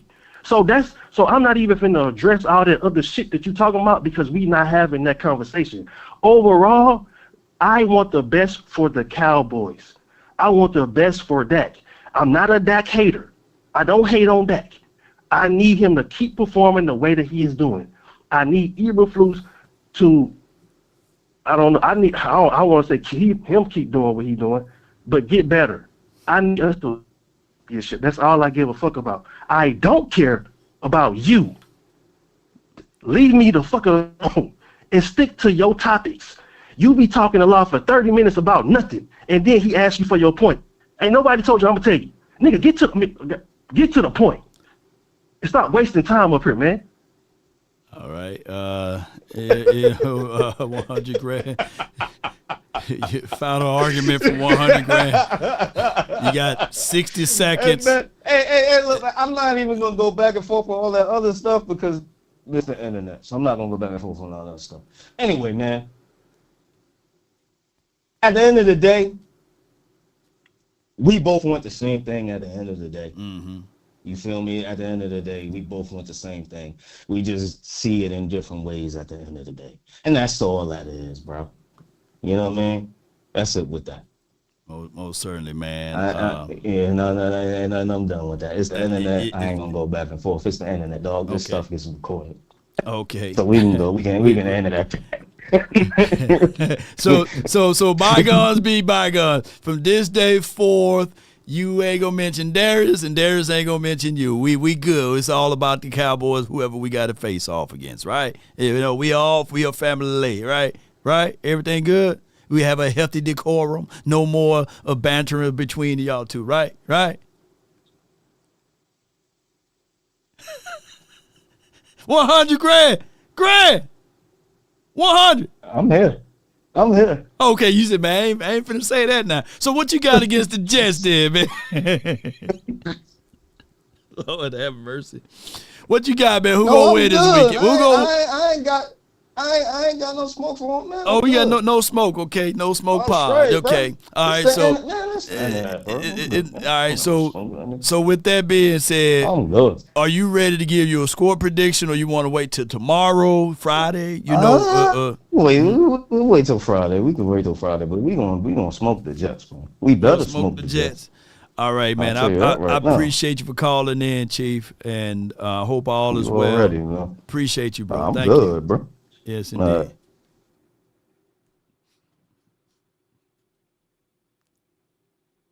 Can we bring some laughter in for somebody, man? You know, the energy is off now, man. You know, let me get the 215 in here, man. I know 215, you're live on the Nation, brought to you by Sleeper. Talk to me. What's up, Big Law? How you doing, brother? Not much, man. I'm all is well, man. Yeah. I'm here to keep the peace. I'm here to keep the vibes, Yeah. positive. You know what I'm saying? Whew, that was intense. It was intense. But getting back to some optimism. I like how you started out the show.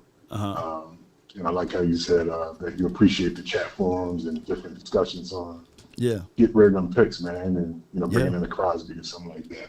Yeah. Let me ask you, how would you rank these three edge rushers if they were available and we had the option?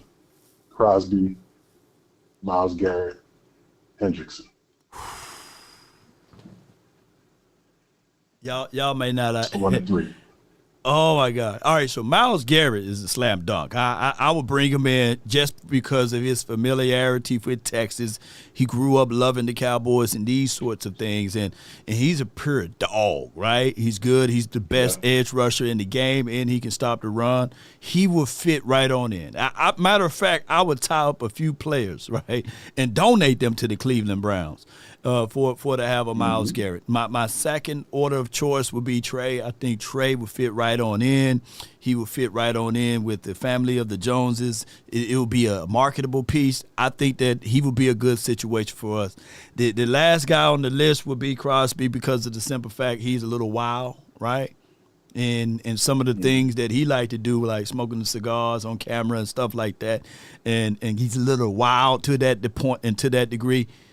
It'll be a situation whereas the media might destroy Crosby, though, out of all of those three. Okay. The media might not like the way he, come off. But the best pick would be Myles Garrett.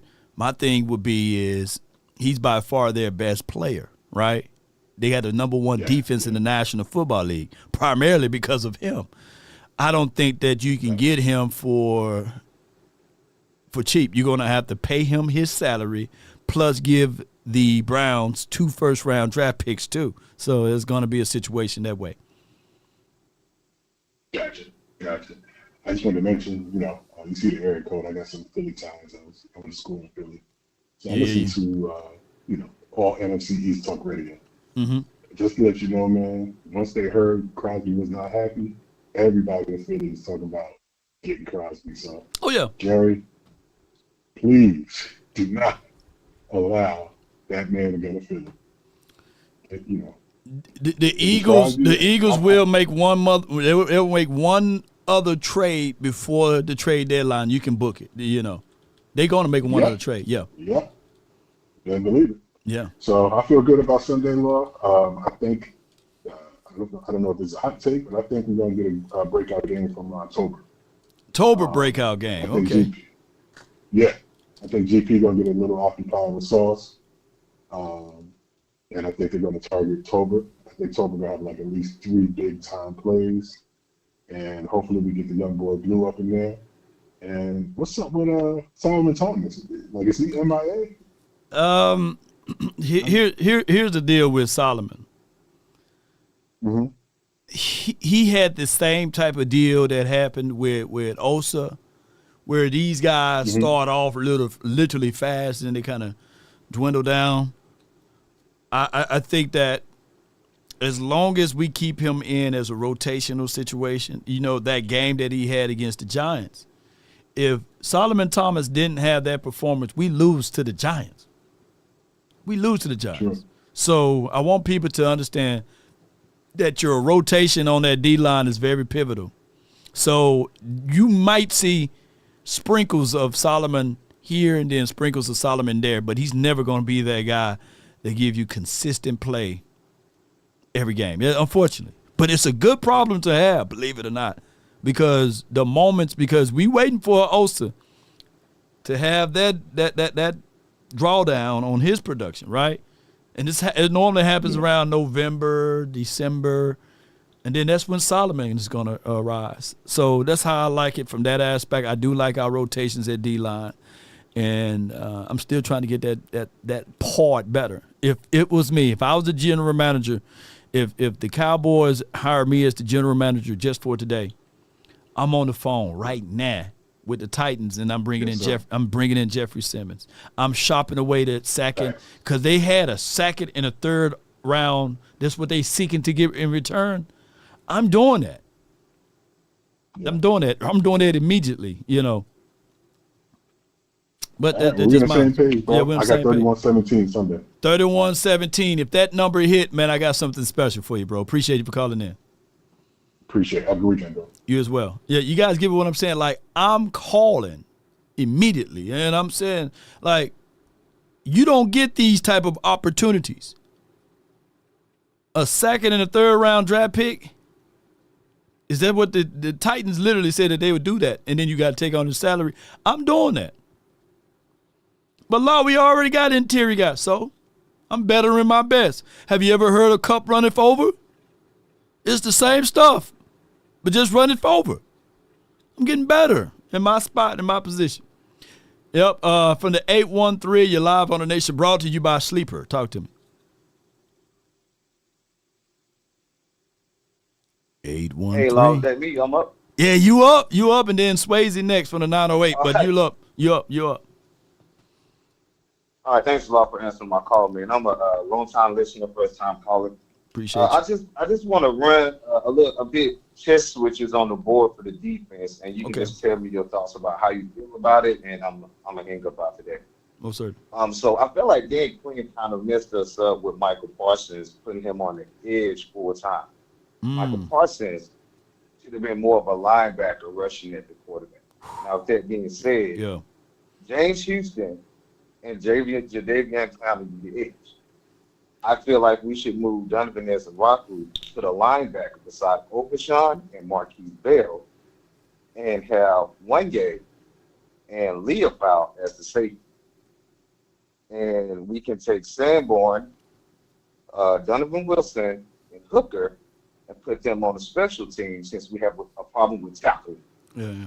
So that's my thoughts. Let me know what you feel about their lineup.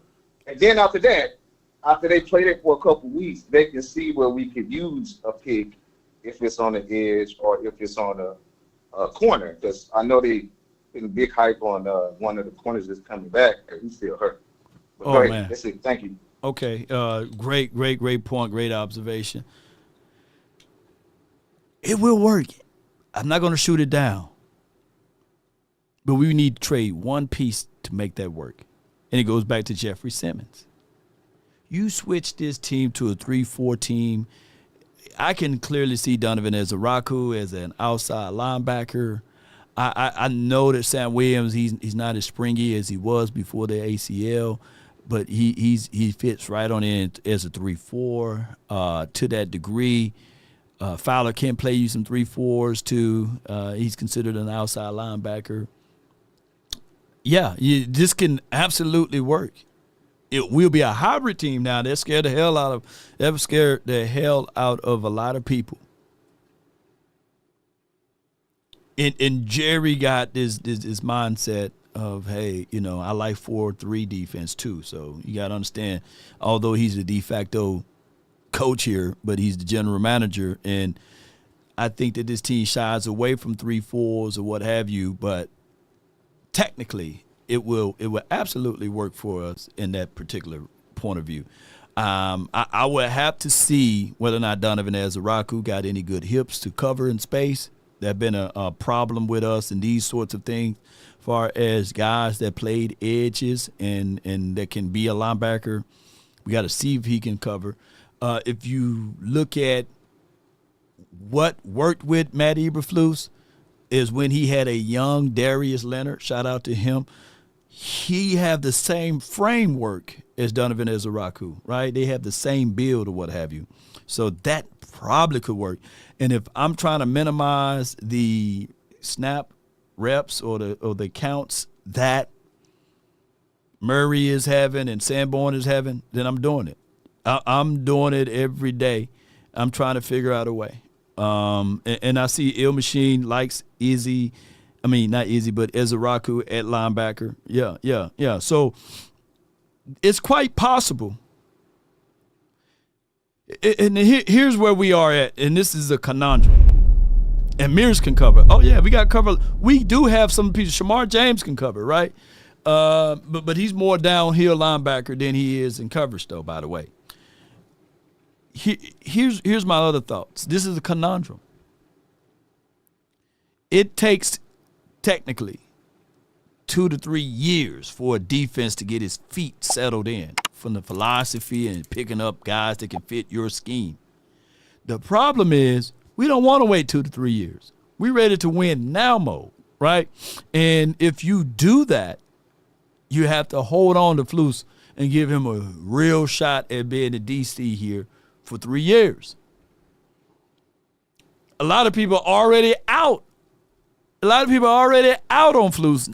So here's where we at, ladies and gentlemen. And to his point, great caller, by the way, to his point about Michael Parsons. Parsons was drafted to be that linebacker, not that edge rusher. But by our lack of depth at edge rushing, of going out there and getting people, and when D-Law got hurt, it's just that Parsons was the better athlete. Now, there's been stories of saying the reason why they didn't move Parsons back to linebacker is because of the wealth of knowledge that you got to have at linebacker. You got to read the coverages. You got to know. It's more thinking than it is processing or running to plays. Whereas you got an edge rusher, you just put them out there, play half body, get to the quarterback. Or we're going to shoot it through A and B gap. Now, there's been that rumor out there from sources close to the star and beyond, like the kid can't get right. And I'm not saying that he's not knowledgeable or he's not smart enough to play that linebacker role. But I will go to my table of thoughts and say that everything that we saw out of Fred Warner at linebacker, if Parsons were to, when he was here, if he were to be that guy, he would have been just like one of them guys, right? If I can say it that way. But it is for what it is. It's water under the bridge now. I got Swayze, and then I have, I believe, the 832. But Swayze from the 908, you're live. What's going on, Lord? Swayze, objective Cowboys fan. Yo, y'all acting like Cardi B and Nicki Minaj fans. Like, y'all going crazy. Like, I got it. It's the kids' game, guys. It's the kids' game. Like, you can relax. Like, you know what I'm saying? Dak Prescott is our quarterback. He's in his Tony Romo era, and it is what it is. You feel what I'm saying? Like, we all agree that Dak is going to be here for the next 2 to 5 years. Like, you know what I'm saying? Dak mentally. The reason why I say Dak has changed this year that he did in the past, right? Because you can see it mentally. Like, I've seen it when Tony Romo had clicked in 2011, where the mental game aspect, he got it. It didn't matter who his offensive coordinator was. Like, you could, like, at this point, you could be the offensive coordinator, Law, and Dak, he can have the offense under his wing. He knows exactly what to do. And that's him being in the league for 10 years and the knowledge. And Romo said it. He said, I ain't really clicked to my 10th year in terms of, like, my mental prime, in terms of knowing where to put the ball at, which guys to give the who in big time games. Like, so Dak got it. So we do have a franchise quarterback. I think that argument is kind of dead at this point now. It's all about can his body hold up, which, you know, ultimately, like, he takes care of his body better than Tony Romo did. And when we had Tony Romo, like, he would come to camp fat. Dak Prescott, he make sure he comes to camp in shape. So I have confidence, you know, he's going to be, from the mental aspect, he's going to be in his prime to 35, 36 years old, in my opinion. I do disagree with you guys for the simple fact that, you know, it doesn't, like, one player is not going to fix this team, because Eberflus, this is his first year to get his system underneath together in terms of everyone clicking as a defense. So I think it would be a waste of picks. I'd rather him get his guys in that can fit his particular defense. And also, from a cap room standpoint, it doesn't make sense to trade for a Max Crosby where we refuse to pay a guy $40 million plus. You kind of get what I'm saying? Like, I get what you're saying. I get what you're saying on that. Get that elite player in the first round than like you're undoing. Like you might as well just sign Michael Parsons if you're going to do that. You kind of get what I'm saying? But now here's the thing though, Swayze, and I get where you're going. You got some good points there. Now the only thing is, it's a crap shot when you're talking about draft, right? And then there's the little curve and all of the learning curve. Like technically, in this draft, this past draft, there was only one other edge rusher that graded out slightly above Donovan Ezeraku, and his name is Abdul Carter, right? And I don't think Abdul Carter is doing anything special in Giants land, and he could be hitting off all four cylinders at least midway through the season or next year. But that's how much you got to understand the cost that it will call for a dominant edge rusher. It's very hard to find those guys. Yeah, I mean, I get it. Me personally, I've always been a fan of like the New York Giants in 2007, New York Giants in 2011. Like I prefer that type of pass rush by committee. Remember that game? Yeah. Like Michael Strahan's pass is fine. They had a whole bunch of guys who can pass rush. Like I'd rather have that type of defense than just have one superstar on the defensive line. You kind of get what I'm saying? That's me personally, like the way I like my defense, especially when it comes to playoff time. Because then at this point they could do what we did with Michael Parsons, key on him and just say, I go 1-on-1 with the rest of the guys. You know what I'm saying? Which, ultimately got guys 40 points. And I think that was like Jerry's point that he was trying to make, even though like I didn't like the way Jerry Jones, like sometimes you gotta be the bigger man and just say, hey, like, hey guys, I was right, but like he kind of rubbed it in Michael Parsons' face, which I didn't really like it because I do think Michael Parsons wanted to be here. But that's just me personally. I mean, at the end of the day, again, guys, we will be Super Bowl contenders in 2 years from now. We will be Super Bowl contenders. Yeah. You just have to be patient. Like that's ultimately what it is. Now, you can make the playoffs, and you never know what happens, but we just don't have the talent level right now to compete with the Philadelphia Eagles and the people like like the big time folks. Like we just don't have it right now. Now, you never know in the off season we might be able to get a couple of free agents because some of that money is freed up. But I just don't believe like, hey, let's give up some first round picks to get this one specific guy, but you don't have any corner safeties. It kind of just doesn't make sense to me. No doubt, man. I appreciate you, Swayze. Good call, by the way. Good call. Thank you. And just one more thing. Again, this offensive line will be elite next year. In 2 years, this offensive line will be elite because you have a lot of young guys. I just think this team is headed to the right direction. Like we really don't need to be arguing, to be honest with you. This like the Cowboys are in the right direction. It's all about Will McClay. Yeah. Get the job done. It's really on his hands at this point. No doubt, man. Appreciate you, Swayze. Thank you. Good call from him. Real good call. Objectively speaking. He had some good points about just holding on and waiting. Now, we'll look at the two Super Bowls that the Giants won, 2007 and I think 2011. And people would think that those Super Bowls were by chance. There was a guy that's for the Giants that brought a lot of great stuff to that organization, and they didn't respect him. His name was Tom Coughlin. Tom was a very disciplinarian. He was a no-nonsense guy, if I can say it that way.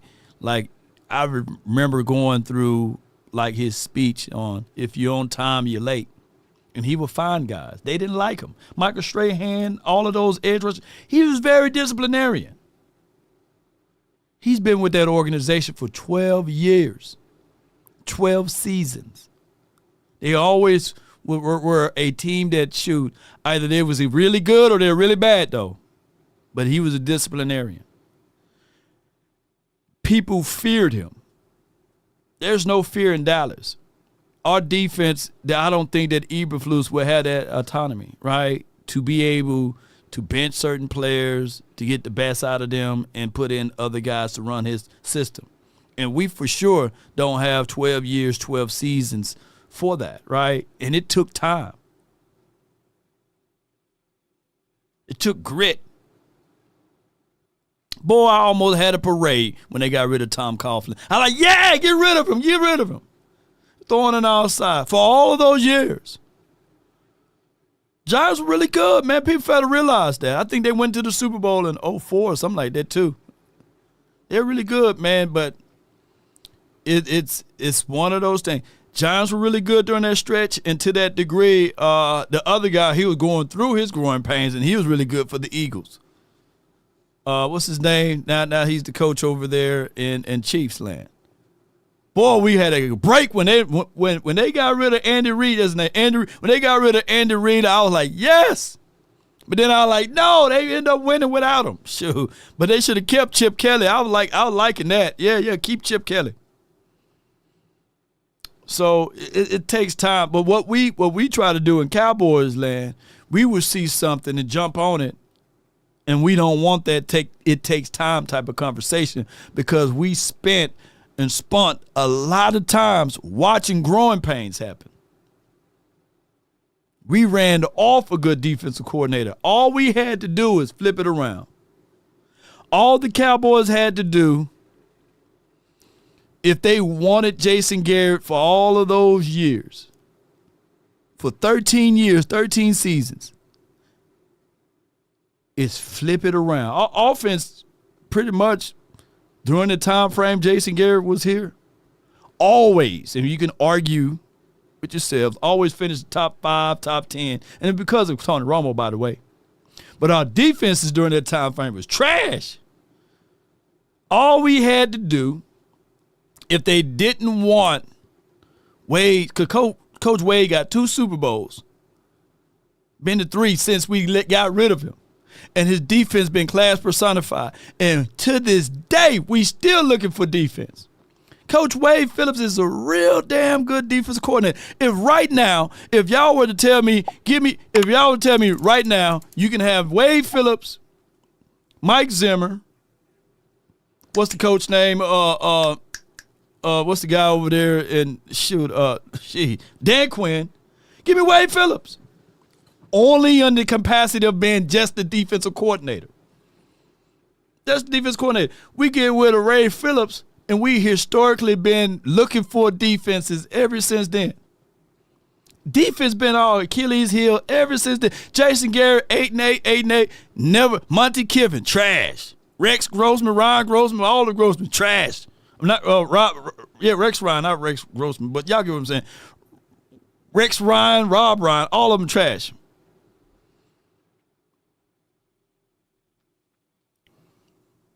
Not Grossman. I don't know why I'm saying Rex Grossman, but y'all get with what I'm going. We haven't been a good, solid defense since Wade been. And Wade was just never a head coaching kind of caliber guy. Eberflus could have more autonomy, i.e. Chicago, yeah. It'll go hard way. Now, time done passed them by now, though. But let me go ahead, man. Let me quit talking. 832, you're live on the Nation. Then Kobe from the 817. Hello? Yeah. What's good? What's good with you, man? Hey, what's going on, Law? This is the first time call. I've been listening to you probably since about 2018, but just decided to call today. Appreciate you. So this is what I got. Appreciate you. This is what I got. So number one, so I was listening to this dude earlier from just another show. I get all my news pretty much from all the mainstream YouTubers, yourself, Boss, the rest of the family. Yeah. But anyway, so it was this SMI Cowboys program, this Bill Bates looking dude, and he was saying something about reports was coming out that the Cowboys are not going to use these picks to make the team better, and also talking about how basically they want to use the strategy of wait 3 or 4 years again. My problem with that is they say this every 3 or 4 years. We're trying to win in the future. So it's a cycle that they continue to repeat, and they pulling, they're doing a bamboozle on us. It's the insanity definition, right? And it just frustrated me so much today. I was like, man, I got to call and I need you to refute that. Then real quick, then my second point is Like, because I'm listening to these two cats, kind of go at each other. And like I said, I know the drill. I've been listening to you for a long time. And a lot of these dudes I listen to, I enjoy their opinions as well. But the thing is, isn't the purpose of the show for us all to kind of share and build off of one another's opinions? Oh yeah. So if you saying, hey man, don't respond to me, I mean, that defeats the purpose of the show, in my opinion. I mean, we need to keep it respectful. Yeah. But I don't know. I just found that kind of crazy. It's like we build on knowledge and opinions that we share from each other and yourself, right? Yeah. Or am I wrong in that assessment? No. You're right, because that's all we have. We have sets of opinions, right? And strong opinions do ripple throughout the entirety of the Cowboys community. And you just never know who's watching and listening. Like Malik Hooker watches all of my clips, right? And he listened to all of the conversations. So when it was time for me to go somewhere, and he was like, nah, this boy right here, he know ball. Come on over. Let's talk about this and that, and let me give the straight, direct reflections of like what really happened. So when we, and it's not me bragging and boasting, but me, when you talking about other tiers of content creators, like I can literally pick up the phone and call Bubba Dub or get Bubba Dub on the phone and have that conversation with a three-way call with me, Malik Hooker, and Dub, right? So that's how this whole situation can all transpire. And Dub can absolutely express his thoughts correctly of what he said about Trayvon Diggs, right? And then Malik Hooker can tell him, okay, this is what absolutely happened on that play, miscommunication. And he showed them the diagram. So these are in-house conversations that happen that I'm putting out here in the forefront, all brought to you by strong opinions, right? But the name of the game, the best deodorant of all, is the fact that if these guys can win, then that alleviates some of these fans being pissed off and angry. And we haven't been winning in the last 30 years. And that's where we at. Yeah. And it's like, until, we as fans see that the problem, in my opinion, is not within the players. They are like secondary. If we continue to follow, which I'm always going to be a Cowboys fan, but it's a bad organization, just like the organization that I work for. You got a lot of people wanting to quit and all this kind of stuff. Yeah. And we fighting and blaming each other and the city, and I'm a city employee, but it's like, it's the organization at the top who don't want to fund us to give us the things we need to be successful, to make us a great organization. So it's like, that's the same thing that's happening with the Cowboys. So, I mean, it's frustrating. Y'all keep me from like going and saying, because it's like being in a bad marriage, man. I'm in it and I'm going down with the ship. But golly, I'm ready to go sometimes. And it's Jerry. It's all Jerry. But now, man, thank you, Law. I just want, like I said, I've been listening to you for years. I want to call in. I'll try to call in some more. I'll hopefully bring some good opinions and good insight, I hope. But no, I just thank you for what you bring to the nation, man. And I just feel like, man, y'all, we can be cohesive and still disagree. And we can still have, respect and good decorum. But I don't know. I thought that was the purpose of the show. Yeah, it is, man. Appreciate you. Thank you for calling in. Let me lock you in. What's your name, fam? Steve from Houston. Oh, let me write it. Steve from H-Town, okay. Appreciate you, Steve, man. Thank you for calling in. Yeah. Hey, appreciate you. Thank you. No doubt, man. Good call from Steve. And I said, well, Malik Hooker suck, Lord. Let him know he suck. Yeah, it's funny, man. But then not only him, but Sam. We got Wanye. Who else listens to the show? Josh Butler. Shout out to him. I mean, a lot of Cowboys players listen to the show. They do. And old boy Carson's, his trainer listens to the show. Like, there's trainers literally listen to the show. Parsons' trainer listen to the show. There's a lot of trainers listen to the show. And especially when we doing, like, film assessment, film breakdown on technique, man, they all slide into the DMs. And I'm not going to say specifically who, but they slide in there and they say, hey, man, great point. Hey, this is what we're working on this week. And anyway, you can, collab post with me on this one. So it's a business too, right? And that's why I try. The hardest thing to do as a fan is to be objective. We can all be subjective, right? But when I sat at the table with Dak Prescott, he already knew who I was. He said, man, I've been following you for 8 years. I've been following your content, and you haven't given me a reason not to. I like your objective approach. And that is something that we can either brag about or try to do business with. So I'm sitting here, I'm a businessman. So I'm sitting here like, okay, all right, now Dak, I hear you got this going on. What I can do to help, and that's how that all works out. Faith, family, fight. I let him know, hey, I lost my mom to the C word, right? So it's finding that synergy and that similarity, and you'd be surprised how many people listen to this show that respect this show, but then again, Paul, go ahead, $5. Go ahead. Sup Law and Cowboy Nation. We can't play down to our competition this week. Ooh, good super chat. We definitely can't play down to the competition. Yeah. So what I'm going to say this before I let the next caller on, and this is not me high-siding, right? And this is not me flexing or anything, right? Because some people a couple of months ago, when I said I'm Law Nation, people took that as a negative connotation. At this point, you got to let people know that your reach is reaching. You know what I'm saying? Like, I got 19 million views. Like, I'm not just housed on one platform. We just hit 100,000 subscribers on Facebook, over 100,000, by the way. And we are growing. We are growing on Instagram with over 70,000, or close to 70,000 subscribers there. And we got over 140,000 here. And we did over 2 million views, or over 2 million views or impressions or likes on the TikTok. And I don't even be there on the TikTok, right? So it's a wealth of information that comes across a lot of people's screen. So all I can say is that when you guys are talking, these guys, they know who you are. They hear your voice. They listen. Everybody want to hear their name in a good, positive way.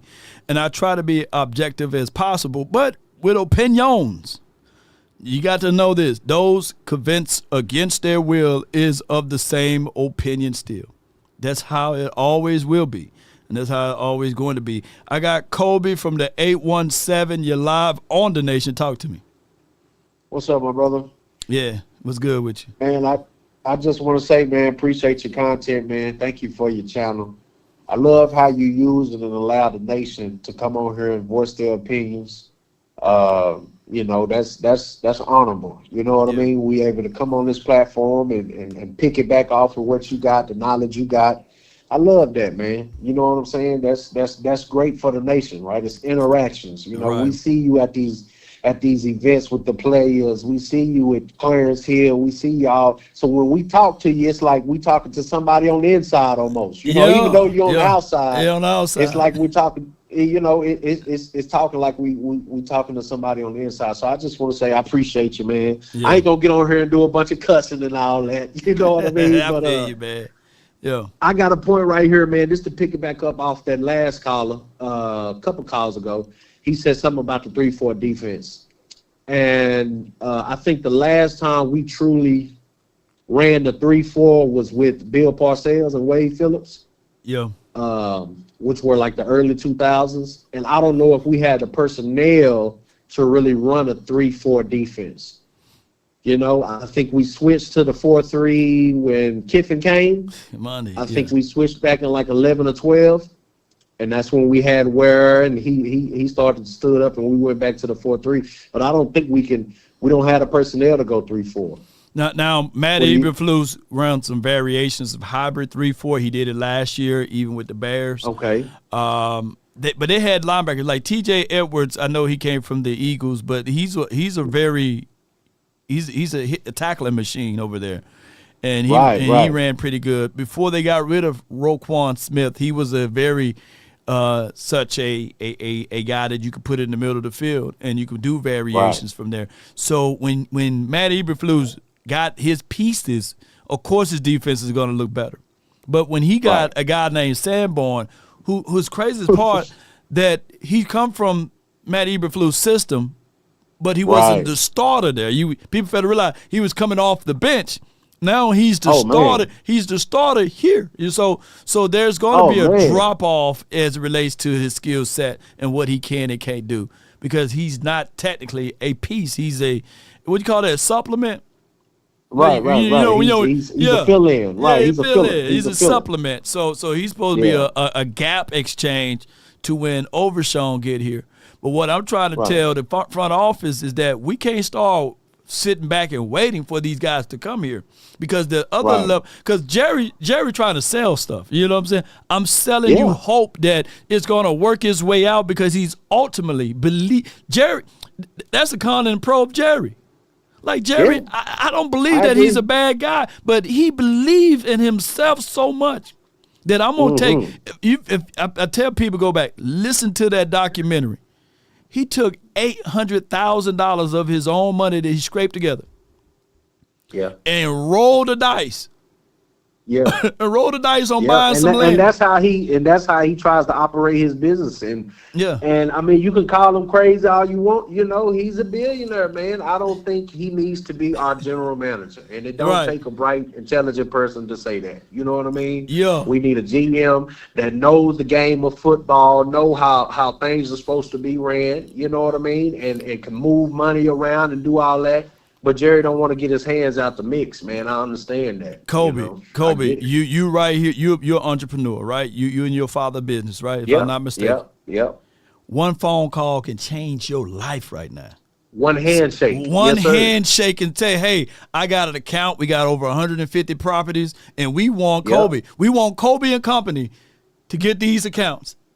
And it's going to be it's going to be inked as $3.8 million to just take over the account. Man, I have dreams. I have dreams of shaking that hand one day, man. I'm telling you. It can happen. But as an entrepreneur, you wake up every morning with the mindset, I'm starting at zero. I'm starting at zero. And the 9 to 5 person, or the person that work 8 to 5, or a person that work for a company, they start with, they're going to get money if they just punch the clock in. You know what I'm saying? That's it. They got to be here. They got to drive here, do this. It's guaranteed. It's guaranteed. They're going to get money. It's guaranteed. They got PTO. If they catch a call for a cold, or they get a running fever. They got sick time. They got sick time. My wife worked for the Saints. She got sick time. But you and I, you wake up, you start at zero. Now, you can get some insurance every morning. That's right. Yeah. But just like you can get that one call for $3.8 million, you can get that other call to say, hey, we closing out all of our accounts. Times is rough right now, Kobe, and we can't afford to pay our invoices. I got invoices unpaid right now. If people just pay me my money.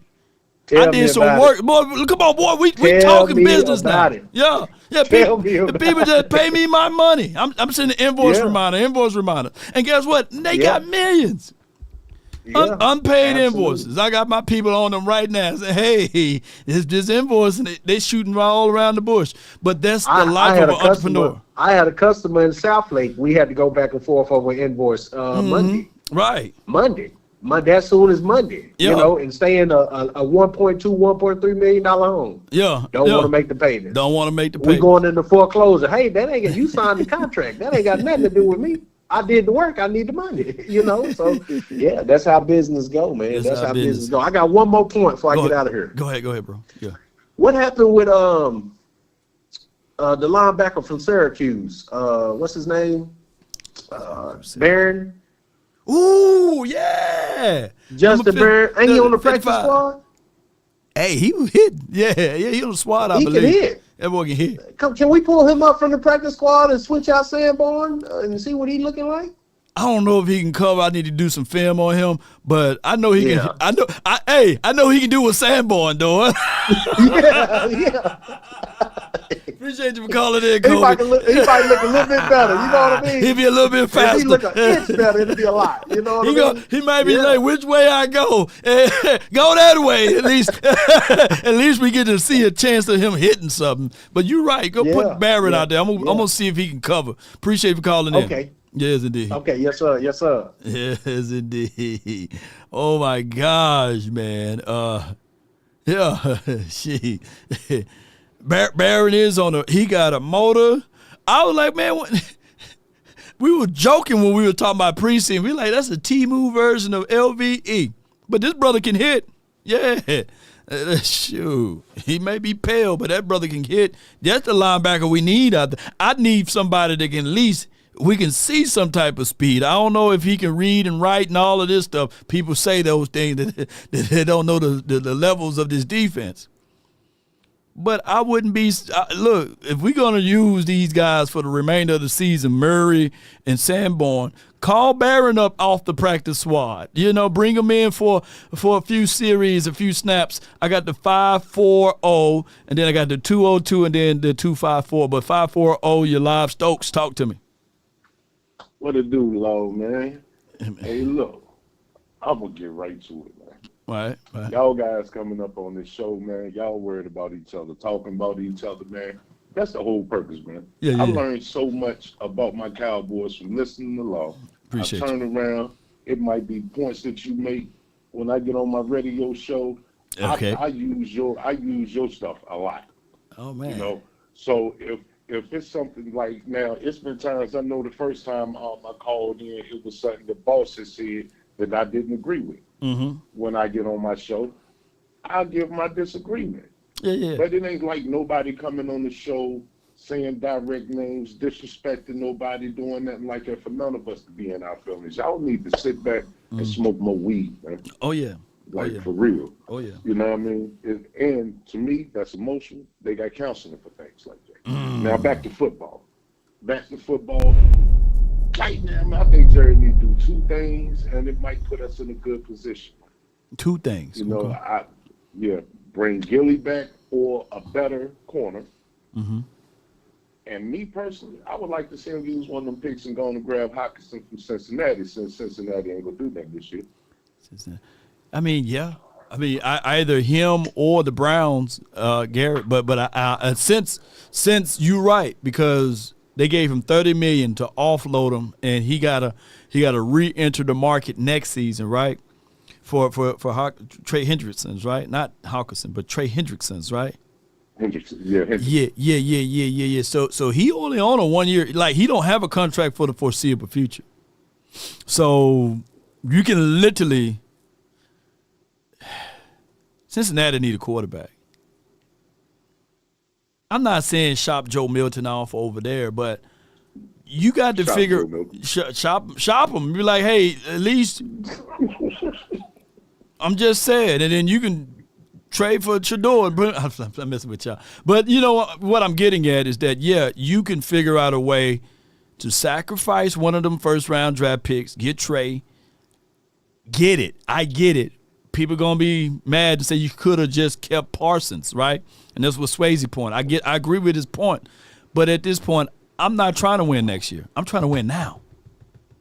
And we couldn't have just kept Parsons, because I think I love the Parsons trade, but I think the only way we was able to get Clark was from the Parsons trade, because it ain't like it wasn't gonna be other people trying to get them, and we know the Cowboys ain't gonna spend no money.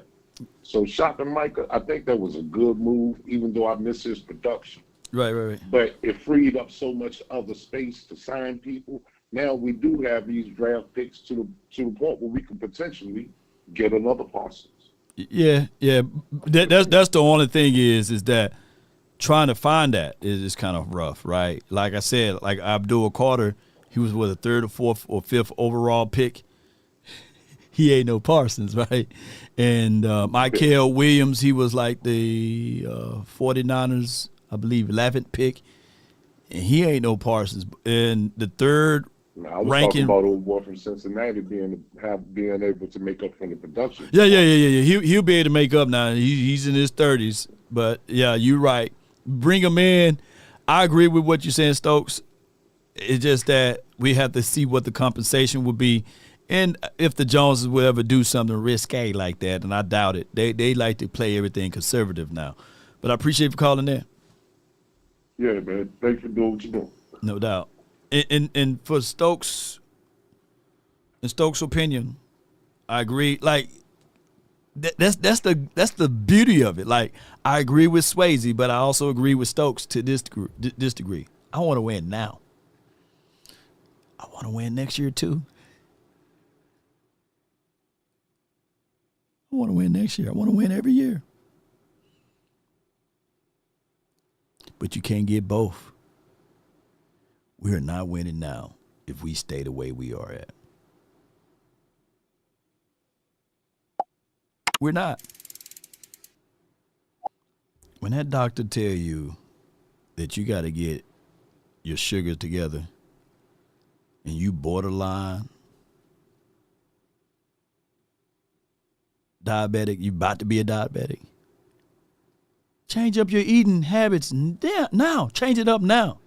Don't wait until next year and say, man, I'm going to stop eating ice cream. There are people literally waiting for the New Year's resolution to say, hey, I'm going to stop eating ice cream. I'm going to go work out. I'm going to go to the gym. I'm going to do this. I'm going to do that.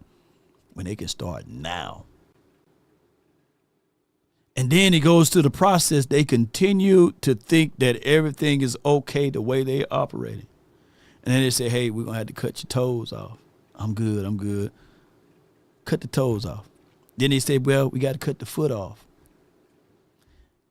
There's people literally in wheelchairs, in walking boots and stuff, just because they don't want to change now. They wait till the last minute.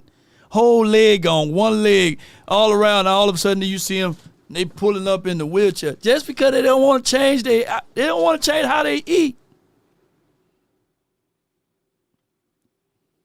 So they'd rather have their leg cut off. Don't y'all know how this do? They'd rather have their legs cut off than to change their diets. That's us holding on to Sanborn. That's us holding on to a Murray right now.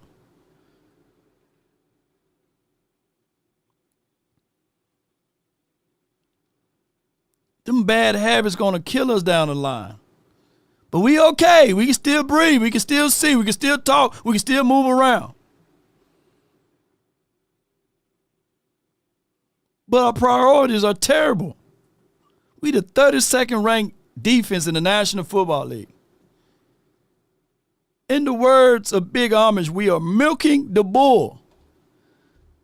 Talking about eventually, milk is going to come out. Eventually. Milk is coming out. You can put it over your cereal. Big Amish, talk to him. My brother in beard, you are right. But Jerry is just giving us that bull milk and that ice cream. That's all he's doing. And he's fabulous at it. He's the P.T. Barnum of sales and marketing of the NFL. He is. He's the greatest. He is the salesman. And bull milk and bull sugar all coming out. He'll give you all the sweets you want. You're diabetic, he'll serve it. He'll bring it to your house. Yeah. And tell you how good it is. Yeah. But it's all covered. You know what it's covered with bull milk. All that.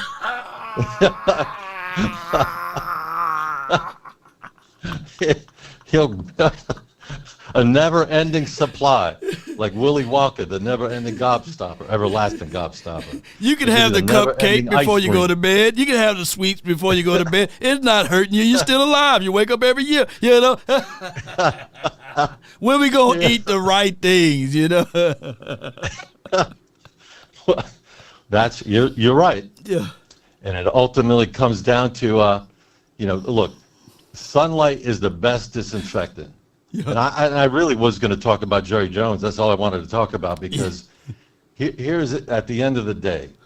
If he doesn't make these, whatever he needs to do, because let me just back up a second. He knows what it takes to win.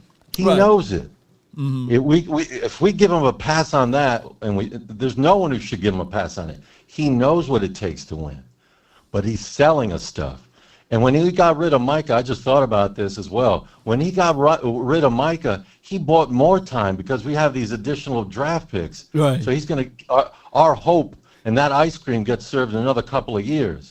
Now, I do have hope. Yeah, we do. And I am hoping that he's going to make some changes to the personnel. Mm-hmm.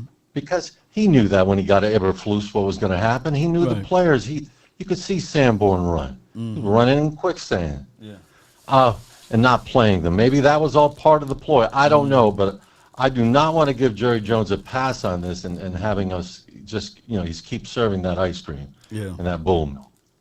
So if he doesn't make those changes, He still has a couple of years because we're going to still hang up on hope on those draft choices. But if he does not make those changes, then I think the shoddy era, all this, are we going to win in spite of Jerry Jones? I'm very reluctant because at the end of the day, I think Jerry even probably calls. We know he called players to play over like Ezekiel Elliott. He played in the playoffs over Malik Davis or Tony Pollard not playing as much. All these, I can't imagine the coach really did that, or Jerry not. It just raises a lot of questions I have as who's controlling this team ultimately, and I want to see changes because we're big fans. We've been waiting so long. Even if we're not waiting so long, you want the best for your team, no matter when you became a fan. Right. And that's what we're not seeing. We're not seeing the best product being put out there. Man, you're right. And all I could say is I just have one thing to say. How about them Cowboys? Yo, man, it's my favorite part of the show, man, when Big Amish calls in with that deep radio voice. Yeah, sounding like silk velvet to the eardrums. And yes, man, we all like sweets, man, and I feel every one of you all. The hardest thing is to tell the little ones no. Man, my little one, she know how to perk her up and be like, Daddy, can I have, and it's like 9 o'clock going on 10 o'clock at night. Can I have some of your Hershey's? Can I have, and it's hard to tell her no. It's so hard, y'all. It's so hard. It's terribly hard for me to tell her no. But I got to be the evil dad. You got to have good mom, bad dad, or bad mom, good dad. I got to tell him no. Time to brush them teeth. Make sure you get that tongue. Take your ass to bed. No. Then I'll raise it. No, it's over. They go straight to bed. Beeline crying. Dad, I can't stand it. Yeah. You got to be that way. So Jerry Jones saying that we okay with Sanborn and Murray. No. You want to win now? Or we going to continue to talk about the 32nd ranked defense? These guys are not getting better. It's not going to get better. Yeah, them eyes, man. Yeah, Dre, man, it's the eyes that give me all the time. All right. I have 254. You're live on the Nation. 254. You're live. Talk to me. Hey, what's going on? I got a question. So how they do the whole D-line rotation thing? Two things can be true, and I want your opinion on this. A rotation is good to keep them fresh. But for a guy like Ezeraku, who's, he's a rookie and he's new, do you think they should kind of leave the ones that they believe in the most out there? That way they can kind of get a feel for the game and get in a rhythm instead of playing 2 snaps coming out, playing 1 snap coming out, playing 3 snaps coming out. They can't really, get a rhythm. So I just wanted your opinion on that. And that's all I got to say.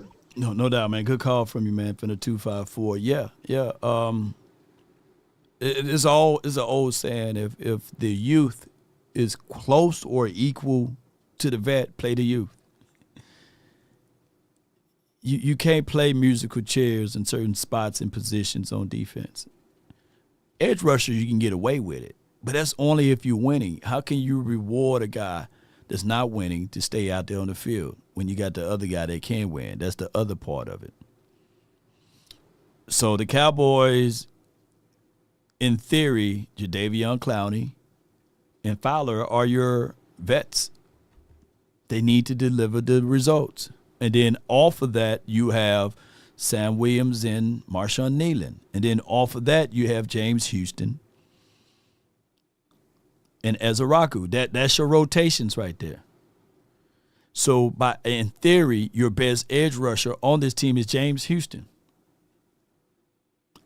You will have to stop playing the political game, start the game off with James Houston and Jadeveon Clowney. and then rotated from there. Dante Fowler and Marshawn Nealon and then Ezraku. You only rotate guys when you're not sufficient at that spot. If you had a Miles Sanders, not Miles Sanders is good, we got him. But if you have a Myles Garrett, you're not rotating him in and off the field. You letting that brother play 50 to 60 snaps because he can win. The whole thing of what the Giants did and what the Giants were able to build, that didn't happen overnight. People look at that success and think, but that happened because you had a coach that was there for 12 years, 12 seasons. That was a disciplinarian that got the best out of these guys. From an effort-wise, they didn't like them. Here, players tend to like coaches because of the temperaments, because of the company man policy. Don't yell at my babies. Because they can always circumvent. There can literally be a situation whereas the coach can tell Donovan Wilson, you benched this week. And also tell Trayvon Diggs, you're benched. And then Jerry Jones can go to the presser and they ask Jerry, hey, will Trayvon Diggs be a starter this week? Because they know what they're doing. The media know what they're doing. And Jerry going to be like, my money need to be moneying. Yes, he will be starters. Jerry would never say, I'm going to leave that up for the coaches. It's the coach's decision. Jerry's going to say, no, my money need to be moneying. Hey, man, is there a possibility for Donovan Wilson to get benched? No. He getting paid $6.7 million. My money need to be out there on the field. Hey, Jay Toya is better than Mozzie. No. Mozzie was a first-round draft pick. My money need to be playing out there on the field. Hey, we thinking about considering cutting Miles Sanders. Or we considering of keeping Miles Sanders. And how much you going to pay him? Well, pay my money. Play my money. If we're going to keep him, we better play him. We can be crying all we want about X, Y, and Z, but at the end of the day, the money going to always play. Unfortunately. Now, I spent that money, sure, it need to be out there. Because Jerry looks at this as a business, as an entrepreneur. If you think I'm lying, Kobe, if Kobe is in the chat still, and if somebody convinced him that this $9,000 lawnmower that he done paid and spent with his own money, got the zero turns, can do all of this stuff, and he's still making payments on it to cut them accounts, he gonna use that $9,000 lawnmower. He gonna make sure, or try to sell it and move on from it. But he was getting the job done with a $300 lawnmower. No, I need to get my money to be moneying, man. Or, hey, y'all convinced me that y'all wanted this $9,000 lawnmower. Y'all better use it. But, hey, we got this and that going on. No, you better learn how to use that lawnmower. That's real talk. Business is business, ain't that right, Grill? I hire you to coach the players. What you mean? Oh, so you mean you can't coach them? You making me look like a fool? You can't coach Donovan Wilson? Why are you here? That's the conversation that nobody is talking about. And Matt Eberflus, and if he's a yes man, like most of these coaches are, yes, I can coach him. Yes.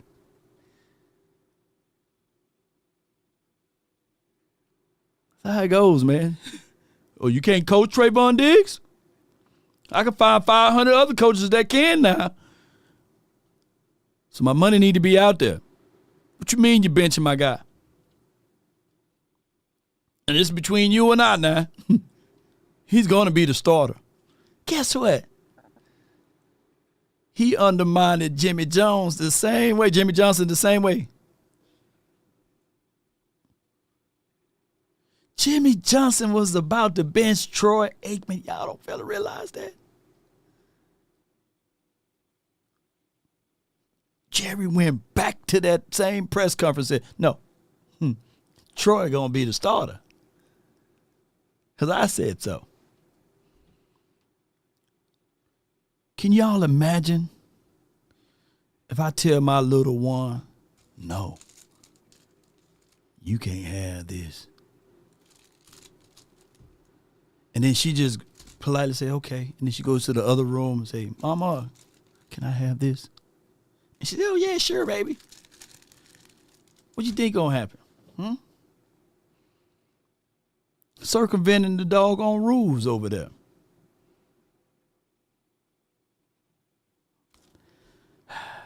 Let me get the next call on. Somebody ain't gonna hear me, man. I got Cowboys Dwayne, then I got Too Cool. Cowboys Dwayne from the 817. You're live. Hey, how you doing, Law? How you doing today? Hey, all is well, bro. All is well. Already. I just want to get your opinion on some couple things. I'm thinking that Tyler Geiger and Steele might be on the chopping block because that Nate Thomas boy is looking real nice right now. Yeah, he turned some heads, man. But you got to build up Tyler Guyton's trade value before that time frame. Terrence Steele, I don't think he got any trade value. The only time that you could have escaped from him and walk off from money and save money, I think he had to be a post-June 1 cut or something like that. But, hey, we already paid his salary, so they're going to figure out ways to keep him on, believe it or not. They're going to rotate him. Yeah. But that boy Nate Thomas is coming on though. He coming around. To be undrafted. Yeah, he coming around. Yeah. So what do you think about all these alleged rumors about Hitchison and Crosby? Jerry's not going to pull the trigger, even though he can use trades. He's not going to pull the trigger because he figured trade is more valuable. His picks, are more valuable than actually using the picks to get somebody for here and now. Yeah, I mean, the bloodline is always the draft picks is going to be sellable because you got to understand if you pick up somebody from Ohio and they was a star-studded player, you get all of those fans that followed them, right? And then you can always sell the dream that person that I got from Ohio, he be the next greatest thing, right? Or that person I got from Alabama, that person I got from Syracuse, for crying out loud. So the trades, like the Cowboys really don't shy away from them. But the draft picks, oh man, they love some draft picks, bro. So that's the bloodline of the Cowboys, unfortunately. Yeah, but Cowboys MO is the old saying. The definition of stupidity is doing the same thing over and over, looking for a different outcome. That's the Cowboys. They do the same thing over and over, but then they realize too late before they can move on to somebody and get something for somebody, and just let them go. No doubt. Saban, our middle linebackers is not what that is. What that is. No doubt, man. I appreciate you calling in, man. Let me hear you say it. How about them Cowboys? Let's go! Let's go, Cowboys Dwayne, man. Appreciate him, man. Yeah. Shout out to Dwayne Thomas too, man. You know, one of the better running backs that we had many years ago during the Roger Staubach era.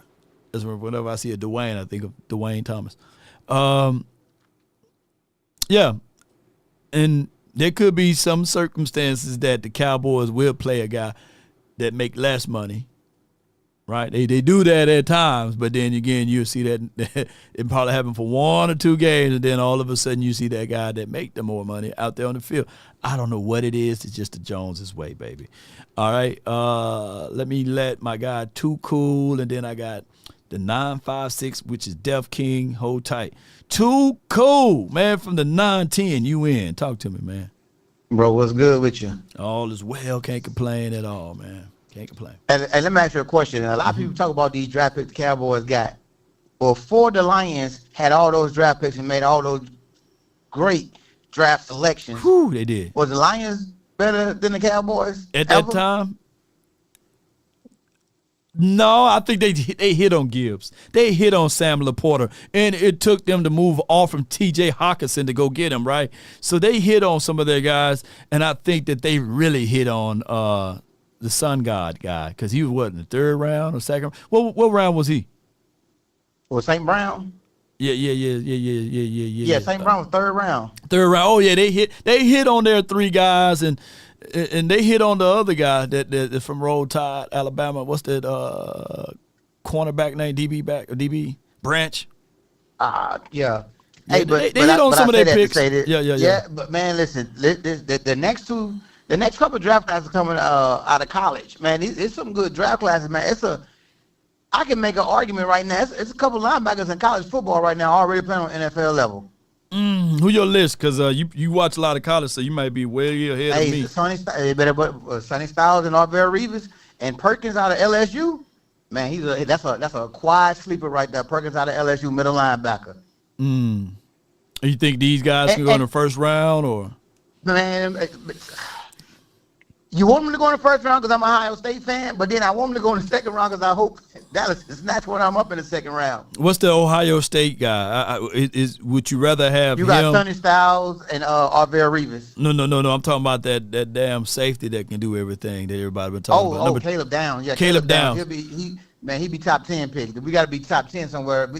We need the Green Bay to lose every game because we going to the playoffs. So we relying on Green Bay to lose every game. A couple of these games. yeah. Hey, man, but I got two things though. Hey, the first one, a lot of people want to give up on Tyler Guyton. Man, before we give up on him, man, I challenge the Cowboys to move him back to his natural position. Right tackle. That man played right tackle at Oklahoma, man. So, hey, too cool. I got a solution. I got a solution right quick. Let me get in front of it because move Tyler Guyton back to right tackle. Let Nate Thomas play left tackle. Boom. Yes. Yeah. Now if he don't work out, let his ass go to the streets. Yeah. If you'd have did that earlier, you could have saved about 10 million. Man, listen, people got to understand, just because you do something with one kid don't mean you can do it the exact same way with the other kid. You cannot do it. Two kids are not the same. Yeah. You're right. I don't think none of these guys got trade value. Far as like the people when they say trade Tyler Guyton or trade Terrence Steele, I don't think they got trade value. Man, Tyler Guyton not going nowhere, man. Tyler Guyton, I would move Tyler Guyton to right tackle because you got to understand, man. When you invest in first, like you said, man, Jerry Jones investing first picks into these dudes, man. Like Taco Charleston, that was a whole nother level. He handled to his buddy, tackle or fly. Yeah. Taco. What happened with Taco? And you call me crazy. Every sack that he got, because he was a right side defender. No, he was a left side defender, and they tried to force him to the right side. But every sack that he had gotten while he was at the Cowboys came from that left side when D-Law wasn't on the field. So the craziest thing is that Taco was drafted to be D-Law's replacement, but D-Law elevated his game ever since Taco got here. So that was the problem with him, and they tried to force him to play on the other side, that whereas he didn't really belong. And then TJ Watt just phenomenal. So people kept looking at TJ and then looking at Taco, and then listening, man, Tacos ain't it, because he was playing the position side that he didn't play in even in college. So yeah, you're right. Hey, Tacos, but which leads me to my last thing. Go ahead. Man, that Sonic done got you, bro. I don't even have to play the... Right? Wait a minute. I couldn't hear a word. That Sonic got you, man. Say that, repeat that again before I let the other call. Now, remember you was on the show the other night, right? Right. And you started talking about Jeffrey Simmons. Oh, my God, I would like that. Ooh. You see how fast he got that sack the other night? 2.5 seconds, he had the quarterback in his hands. Oh, yeah. Hey, man, listen. If you want to get these defensive ends to that quarterback and you want them to get some help, man, go out there and get Jeffrey Simmons, somebody that you know that's going to command the double team. And then Clark, and you got Clark in the middle. Woo! Come on, keep preaching, bro. And you got what's his name? Odiki. Man, come on, man, listen. You go do that move. Yeah. Do that move because, like you said a while ago when you started out, you said discipline. You go show him we paid you. Ooh. But now we're gonna move you to that sideline real quick, and you're gonna be the rotational player. But we're gonna get these two dogs in the middle right here, and they're gonna help free up these ends over here because Javon Clowney might be a good pickup. Ooh, but you gotta have somebody in that middle that commands a double team. That get these ends where you can rotate these ends, man. And then when I'm telling you, when Overshawn come back from injury, come on, man. Mark my word. Yeah. Them quarterbacks scrambling, and man, that shit going to bed. Them quarterbacks scrambling when your boy come back, Overshawn come back. That's what Jerry mean when he said somebody coming back soon. Jerry the type of person he thinking he hit on something with Overshawn. So he don't want to go out there and rush and do something and take Overshawn off the field before he get back on the field. You know what? Everybody too cool. Not to cut you off, but man, you know what? Too cool. If Jerry just do that, he can keep his 2 first-round draft pick. He can do whatever. He can marry them. He can do whatever he want to do with them. Yes. But if he can just get rid of that second and next year's third or whatever it may be for Jeffrey Simmons, that literally. Also, if people look at his comp, you remember this guy, Michael Bennett, Martellus. Yep, Michael Bennett, Martellus Bennett brother. When he was wearing a little small, Bears and Seattle Seahawks. Yeah, with the little shoulder pads. Osa can be that guy. You just put him on the edge. You know what I'm saying? Like, it's not like Osa can't edge rush and just rotate him. You can have that package, or you can just rotate him in and out. I'm thinking of 1,000 ways that you can utilize Jeffrey Simmons, and you still, Jerry, keep your 2 first-round draft picks for the next 2 seasons. It's just but keep going, keep cooking. Keep going. You're going down the pathway. So, man, so because I tell people this: if you're watching the Dallas Cowboys right now, man, what Shotty doing is he, like you said in the beginning this summer, that man developing a culture. The only problem that the Cowboys got right now, they're playing to the level of their talent, and that's good and bad, right? Because when they go out there and they play Chicago Bears, you go down level, they playing to that level. Yeah. So they're in a shootout with them. When you playing it when the Green Bay Packers and they play at a higher level, they're playing at the higher level with them. So regardless of what we want to say about the Cowboys defense, why they didn't say nothing about Green Bay defense? The only thing they're saying right now about Green Bay, because they lost to Cleveland and they went into a tie with the Cowboys, are they fraudulent? That's the only thing that they talk about Green Bay about right now. Are they fraudulent? So if they are fraudulent, if the 3-letter and the 4-letter network saying that, it's only a matter of time before they fall to the Bears, a matter of time before they fall to the Lions, and a matter of time before they fall to the Vikings. Yeah. Remember, understand, they got to play 2 of them teams 2 more times, and 1 of them teams 1 more time. So if they lose all 5 of them games, top 10 pick, here we come. I see what you're cooking over there. I see what you're doing. I see your angle, man. I see you. I'm flying out to Dallas tonight, man. I gotta go meet with Jerry, man. Tell Jerry. The last name. I gotta fly out there and meet him. Man, all will be forgiven if he just give me Simmons this season. I'll forgive Jerry. I'll eat the cupcake before I go to bed at night, man. I appreciate you, man. Thank you so much for calling in. Hey, how about them Cowboys? How about them, man? That's my guy, Too Cool, man. With some cool information, got me thinking. And that's what I would. I need for them. Hold on, let me pull this up. We're going into overtime on this show. All right, so they tied with Dallas. Damn, they gonna win being Cincinnati. They gonna beat Arizona. I think they're gonna. All right, let me count up these wins that they gonna have. They're gonna beat Cincinnati. They might tie against the damn Arizona, but I think they're gonna beat. They're gonna beat Arizona. They're going to lose here, win here. Damn, I want the damn.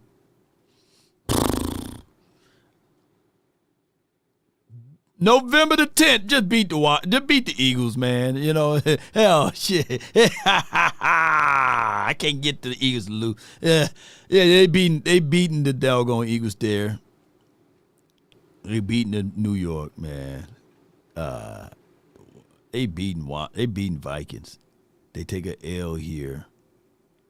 Hey, they beating Chicago, man. L. If that quarterback, the young quarterback, if they could just split, I wish Baltimore was still Baltimore. I don't know, man. I think they run the tables with this, man, just to be objective. That's they winning too many games. Too cool. I don't see. They got an easy schedule, man. Can we have this schedule? Look how easy that schedule is for Green Bay. Come on, man. The hardest team they got to play is the Eagles. Look, man. What they got to play the Lions and the Eagles is the hardest 2 games they got left on that schedule, man. And I know sometimes division games can be family business. But, man, that doggone Packers, boy, I wish we had these remainings of the schedules. You look how easy that schedule. Ain't that an easy schedule? I can't stand the doggone. The Eagles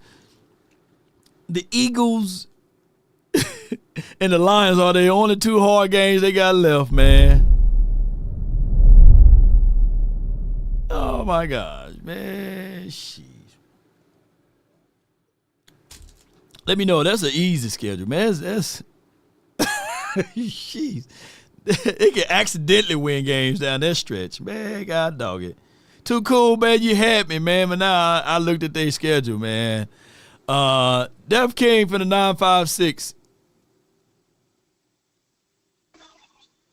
Yo, I'm gonna make this shit quick because too cool. Yeah, that was a great call right there. Yeah. But now I just want to let you know I'm out here. I pulled up in my boat, hard washing a boat lift, and my feet are dry. Okay. Reason why? Because I'm in Brunts. In Brunts, okay. Yeah, man, Lord, I've had boots. I mean, I've had Ariats. I've had the other, what's it called? The Justins. I've had everything for work, steel toe boots, everything like that. Brunts are the best ones, I'll tell you that. It took a little bit to break in. I get you wrong. You'll get me wrong on that part. Yeah. But that's every boot. Yeah. But hey, man, I just wanted to do a shout out for Law for the sponsor, and shout out Law Nation and everything you do. Law call is great, and yeah, no, I gotta get back to work because if not, my dad's gonna get mad at me that I left him alone.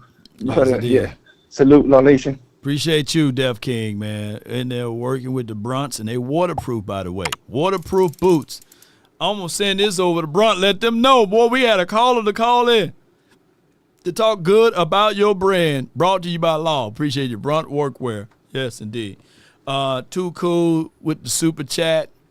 He states, Law, better streak. They lose to the Vikings, Bears, Lions, Eagles.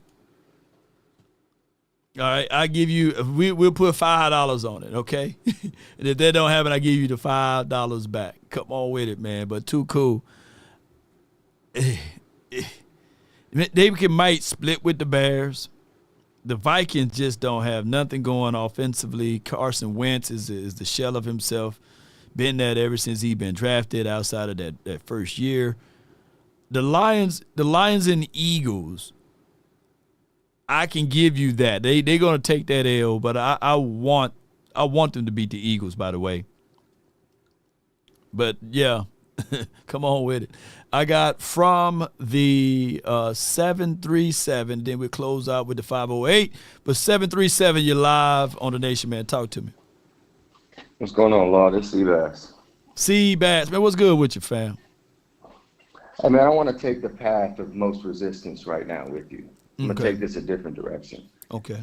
Do you remember that player that Lamb and most of the other guys were rooting for, getting in the building so that they could come help out the team, compete?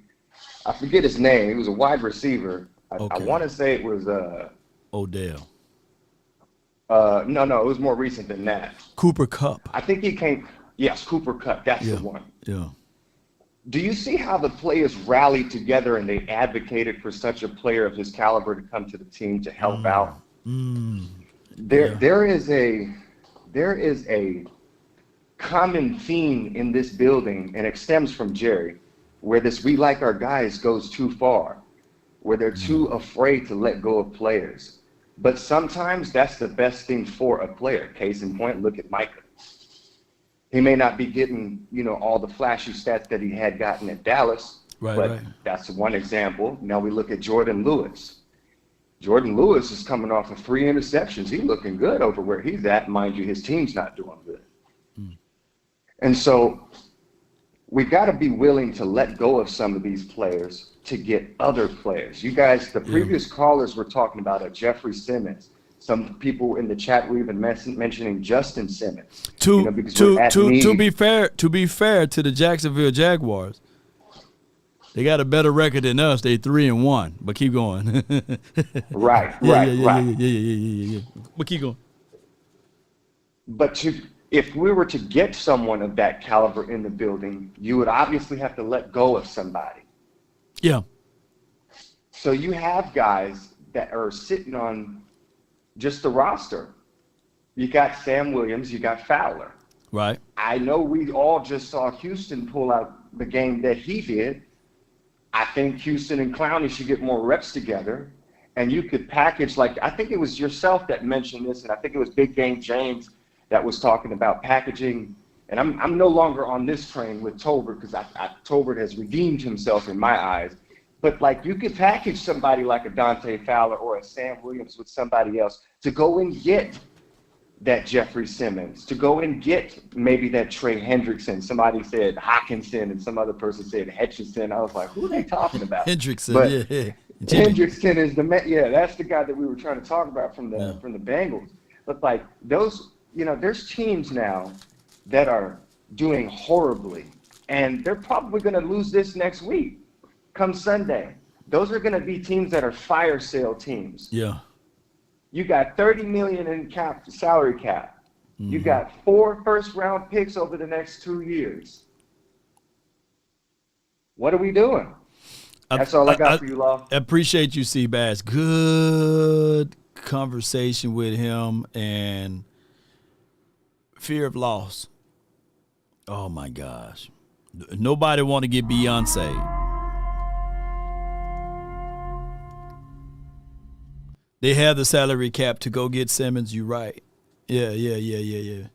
But the fear of loss is what, and shout out to you too, Cool, for this super chat. The fear of loss is our number one enemy. They don't want to get Beyonce, meaning that the guy that took Beyonce to the prom, I guarantee you he's running around saying, man, yeah, I hit it first, though. I was the first one, I don't give a dog what Jay-Z is saying and doing, but she always think of me. So, no, ain't nothing like the first time. I was the one first, man. I had it first, man. Yeah. So, and one can argue the same thing can be said with Kelly Rowlands, with Roy Williams. You remember Roy Williams dated Kelly Rowlands? Yeah, that's a long time ago. But what I'm getting at is that the Joneses don't want that to happen. They would rather hold on to a player so long and then wait for that player to diminish, and then they try to wheel them up out of there. Their end game is we can get comp picks, right? We'll hold on to a player till we get comp picks. And that could be the situation even for J. Lou and all of them boys. I think they get comp pick for J. Lou, for him losing him in the free agency. That's why they didn't make no moves, if I'm not mistaken. Too Cool says, Law, you need a post of a super fans. Yeah, I thought about doing that for super fans. What we're going to do is for the high person that donate or contribute, their name will be on the stroller at the bottom of the screen. I'm definitely going to implement that down the stretch. But yeah, in order to get something with good value, you got to trade good value, right? It wasn't surprising to me that the Lions traded away T.J. Hawkinson's to the Vikings and they got something back in return, right? You have to be able to move on from your good players. Now, granted, the Cowboys finally did that with Michael Parsons. They moved on from Michael Parsons, got 2 first-round draft picks and a Kenny Clark. That's how you get things back in return and escaped a $47 million paycheck, that you had to pay that guy APY-wise, right? So they're sitting on money, and they used that money to go pay Bland. They used that money to go pay Tyler Smith. So we're sitting on $35 to $38 million now. So will the Cowboys continue to be aggressive with that money since they paid everybody they paid to a point $52 million to Jake Ferguson? So when Jerry Jones said, when he sat down, would you rather have 1 player or 3 or 4 players? Those are the players that he's talking about. But now that we paid these guys, I'm looking for results. I'm not satisfied with a Murray and a Sanborn. So I want to get more and more things that's valuable to us. And that's this player that can get numbers on the field. Go get a Jeffrey Simmons. I get it. We paid Kenny Clark. Well, Kenny Clark is here, and we just paid Osa.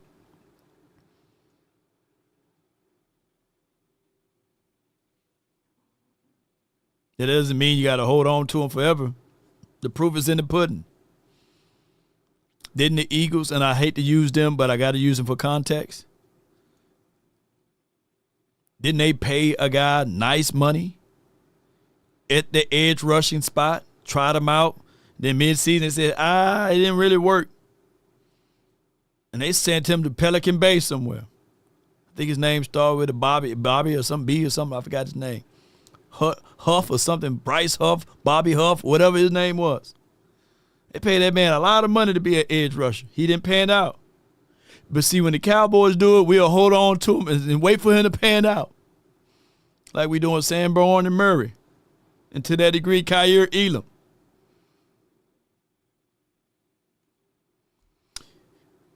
I digress. I got 508. You're live on the Nation, brought to you by Sleeper. Talk to me. Law, you know who this is? Who this? I don't know.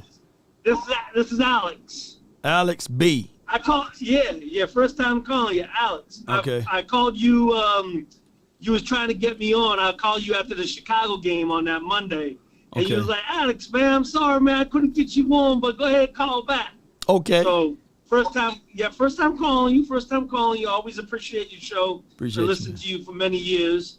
Calling from Massachusetts, but I always I appreciate you. One of the solid, very professional content creators out there, very consistent, and I pray that God just continue to bless you in your endeavors and wherever you go with that. Appreciate you. Always appreciate you. Thank you.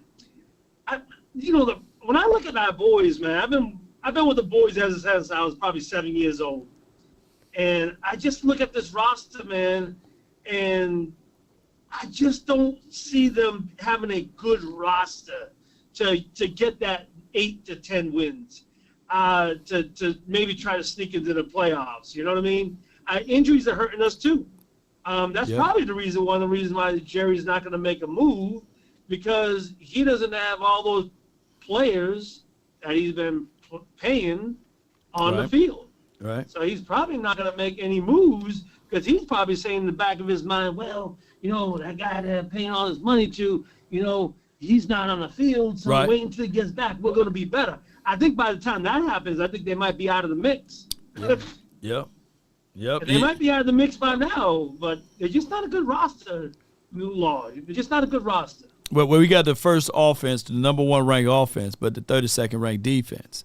So what we were saying is, like, I'm holding on until we mathematically out of the playoff. I'm trying to better this team, right? I'm trying to get us from, how they say, the doctors say, hey, if you eat this right, we can save your toes, we can save your foot, we can save your leg. I'm trying to still save everything by us going in there using future capital, right, with the draft picks and getting somebody that's in the building now. We have money. We have the resources. It makes no sense for us to get our legs and our toes chopped off when we have the necessary resources to do things the right way. And that's how I'm looking at it. That's the best analogy I can use, my brother Alex. Right. And that you have some validation there. Offense-wise, I do think that they should sign Pickens though right now. They need to wrap him up right now. And you can share your thoughts on that once I hang up, but they need to secure him going forward. I think the offense is only going to get better. The offensive line is just really, I think the offensive line is really overachieving in my book. I didn't expect them to be this decent. You know what I'm saying? They're decent right now. They're balling. And they're manhandling that dude Hoffman, man. Yeah. He's holding down the things up there in the center position, which I didn't think he was going to do that, but he's money. Yeah, Alex. Defense wise, Law. Yo, I gotta laugh, man. Yo, that dude, man, the linebacker, man, he can't cover. He missed that tackle, that tackle in Chicago, man. that hurt us pretty much one of the reasons why we lost that game at that time, even though it was a blowout. But man, he's not good at all. Why don't they release him? Hey, why don't they release him? The Cowboys, because we like our guys, that we like our philosophy system there. So they need to release him. They need to go bring in another guy before they do that to prove that this guy can be something or some such a form of value, Alex. But yeah, man, I appreciate you for calling in, man. I appreciate you calling in, man. Appreciate you. God bless you. And last but not least, how about those Cowboys? Yes, indeed. How about them, man? That's Alex, man. Yes, indeed. I love the northern accent there. Appreciate him. Good caller. My only pushback on Pickens now is like us putting rims on the car, right? And your AC is not working. Like priorities, I get it. And we look nice having Pickens secure for the future, right? We do need some new rims. Maybe the rim is warped or whopped and it don't have the car looking good. But we have other areas that we need to take care of and consider to take care of before we pay a guy who's still trying to earn his grain of salt. We can say, okay, yeah, future payment, yeah, he may be good. He may want to hold out. He had 3 touchdowns last season, right? And now he already have 4 for the season. So I get that. But, man, can we get a little AC in a car first, you know? Just roll the windows down. We okay? Nah, man, we in Texas. Get that AC fixed. That will be bringing in somebody that can play now on defense. We already have the number 1 offense. I get that. Securing your future is a major thing. But let's fix this defense right now. Bring in some pieces that can help us win games. Paying Pickens right now ain't going to help us win the game. That's future. Right? That's future talk.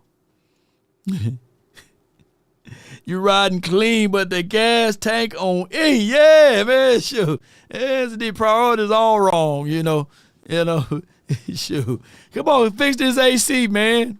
And every time we turn the corner, we hear the CV joints knocking and stuff, man. Yeah, so fix the essentials too that's on this car. Win now mode, right? Yeah, too hot outside the law, you ain't lying. Yeah, roll the windows down. You see, this is how we did it in the 90s, you know. I don't even think they make cars no more with them. Kids get in that car, they be like, what you do with that, Law? These kids now, they don't know what. Show them hands and you got into a car and you never seen the one that do like these. Yes, indeed. Boy, it came in handy. Boy, that motor never gave out because you use your arm. Sure. Yes, indeed. So these kids don't know what's going on now, boy. Man, I had a great show today, man, with you guys. A great time, man. We talked about a lot of fun stuff. We talked about a lot of real stuff that we can utilize and use. That 83 Cutlass, baby. Shoot. You put so much armor all on them damn seats, be sliding all off them seats. Like, yeah! And all of them Cutlass, man, especially them Cadillacs, too. Oldsmobile, baby. The roof just want to come down and greet you, don't it? The roof just falls on you. Who had the roof just coming down on you, boy? Shoot. Like, why your roof so fluffy? Man, hey, man, it's an old school Cutlass, boy. You better leave me alone. Wait till you see that 88 Oldsmobile, bro. Turn that radio off, yeah. The Impala's 04s. Shout out to y'all know what I'm talking about, the roof coming down. It look like a pillowcase without the pillow. Yes, is that rumor true about Max Crosby? Is it from Chris? If it's me, if I had the choice between Max Crosby and whatever they're asking for and Jeffrey Simmons, I'm getting Simmons 9 times out of 10. Yeah. Staple that roof up. Thumbtacks and everything, boy. Shoot. Yes, indeed, man. Boy, those were the days back in there with the wood grain steering wheel and wood grain. Yeah. Wood grain and the damn seats covers that you can buy that look like bamboo sticks. You just put them on in your car. Yeah, those are good days, man. Yeah. And the cassette tape player and all that stuff. We used to buy like the cassette tape converter so you can play your CDs and stuff. Now people don't know nothing about that now. Shoot. So you had to take the cassette tape, put it inside the damn radio player, and there was another device that you hooked that up to. So you was the auxiliary king during that time frame, right? And then you put your CD in there, and it'll play through the automobile. Yeah. That's how it was back in the days. Mm-hmm. Yeah. Ford Pinto, 8-track. Yeah, shout out to you, boy. Shoot. Shout out to the Cutlass, man. Shout out to all of the Deltas and Supremes and Lincoln Continentals. That Lincoln Continental, boy, it can float. It drink the hell out of some gas, though. Shoot, you had to do life choices. Life choices. You couldn't call Uber. You couldn't lift nobody. No. Them mother cars back in the day, they drink. Yeah. But gas was like 88 cents a gallon though during that time frame. True story.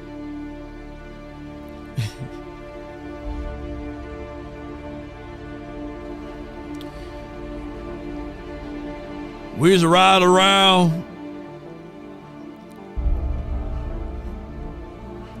and having that AC was a luxury.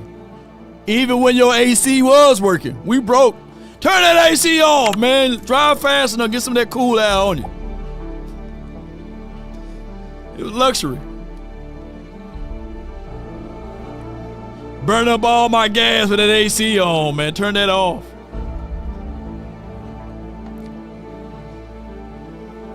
It was a luxury to hit that button. Also, to have the roll down windows. Zzz, it was luxury. Yeah. You had to make do what it do. Sure. Got strong forearms now to this day. Used to have one of them cars that the power steering fluid used to leak out. Boy, you had to turn the car like this. Ah!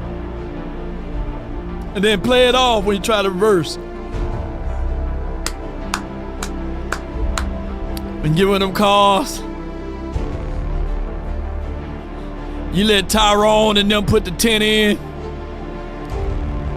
3 weeks later, the tent got bubbles everywhere, looking like a Star Crunch out there, don't it? Bubbles everywhere. Right? Back in those days, the car, something happened to the car, it's always the alternator. Something about that alternator. You catch a flat, just change the alternator, the tire get back up. Transmission slipping. Change out to the alternator. It's just the alternator. That damn alternator covered everything. You can have a healthy battery, but that alternator, man, something about that alternator. Back then it was simple. Let me tell y'all something. Real talk. Hold on, let me turn it off. If you ever go to the shade tree mechanic nowadays and you pull up and he doing like this, man, better take it back to the car dealer. Shoot, if that shade tree mechanic gonna start doing like this,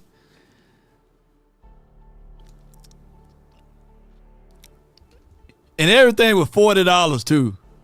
Change out spark plug, that'd be $40. Oil change, that'd be $40. Change out the alternator, that'd be $40. I can get that back for you by $40. They said they'll had your car for 4 days.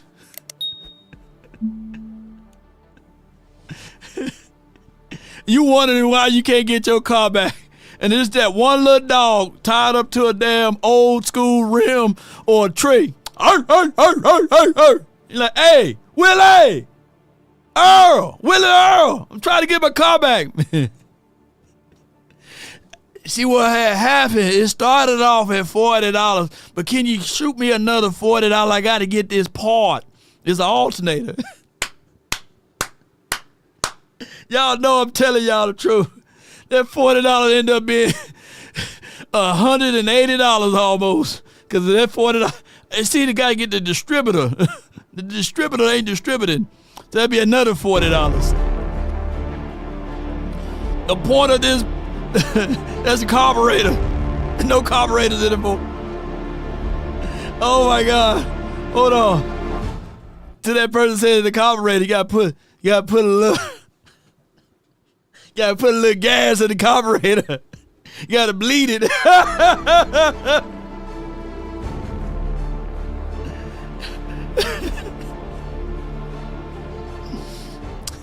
Hey, see, Hayes, you know I'm telling the truth.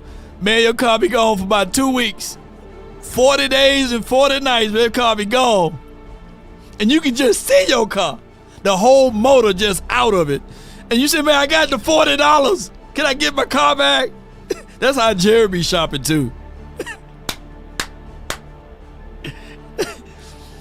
Oh my God. Bleeding is a fact. Oh my gosh, it just hit me, man. We dealing with a shade tree mechanic, which is Jerry Jones. Yeah. Yes, indeed. You get your car, I kid you not, when that shade tree mechanic, you gonna have oil stains all over the glove compartment. You're gonna have oil all over the steering wheel, mud and residue because they didn't use a brunt shoe. They didn't use a brunt, but they had some old boots and they got it all on your damn carpet and everything.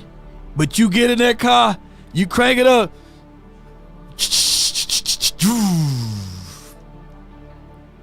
That car ride good. Woo!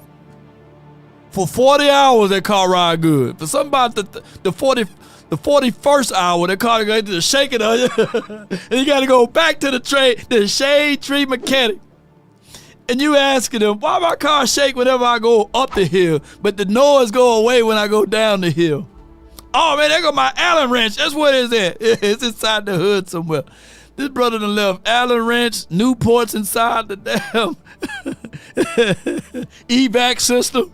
And you be sitting there like, man, I could have just went to the dealer. This is where the message come home to. For those who stuck around and hung around to this point. Sometimes you just gotta go to the dealer to get the results. Sometimes you got to spend the money to get the results. You can't be having a Toyota Camry and then you just take it to the Nissan dealer all the time. No, you take it to the Toyota dealer. Let those who specialize on their equipment to do the specialties. And then you realize you pay for comfort. So when you go to those dealers and you know that they trying to deal you, especially the ladies, they at least give you the loaner car. They at least give you a temporary solution for your pitfalls. They at least adhere to your demands. And they give you a printout on the things that need to be improved. The things that need to operate in order for you to ride efficiently with systems and checks. And they tell you the price, and you look at it sometimes, and you say to yourself, man, Willie Earl only charged $40. But did he? The answer to that is no. So sometimes you got to pay the money. You pay for those things, Cowboy Nation. Shade tree mechanic will not work for this team to be fixed. No, because you're going to have more and more Murrays. You're going to have more and more Sanborns. You're going to have more and more falsehoods of Kyer Elam. I come here to tell y'all beautiful people that's watching, Get the known commodity. A new broom can sweep the floor good, but that old broom can get those corners sometimes. Get the veteran that did some type of workshop. Yeah.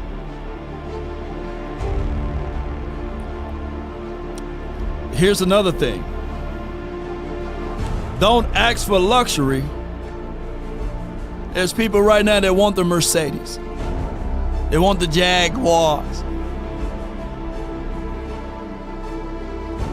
They want those fancy, nice things.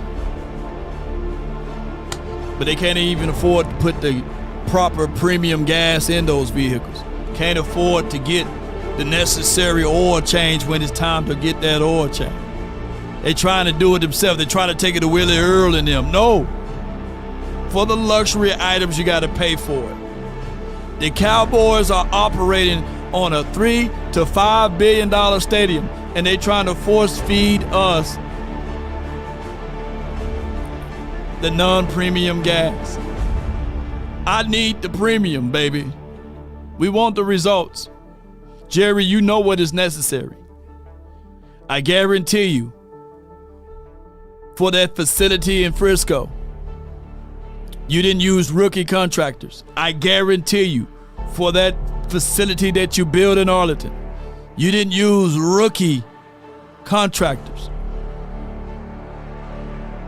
You brought in someone with experiences, someone that knew how to get the job done. The same could be said with this particular team on defense. We need to have somebody that know how to get the job done. Not old parts, not broken parts, but somebody that know what parts is needed. Cowboy Nation.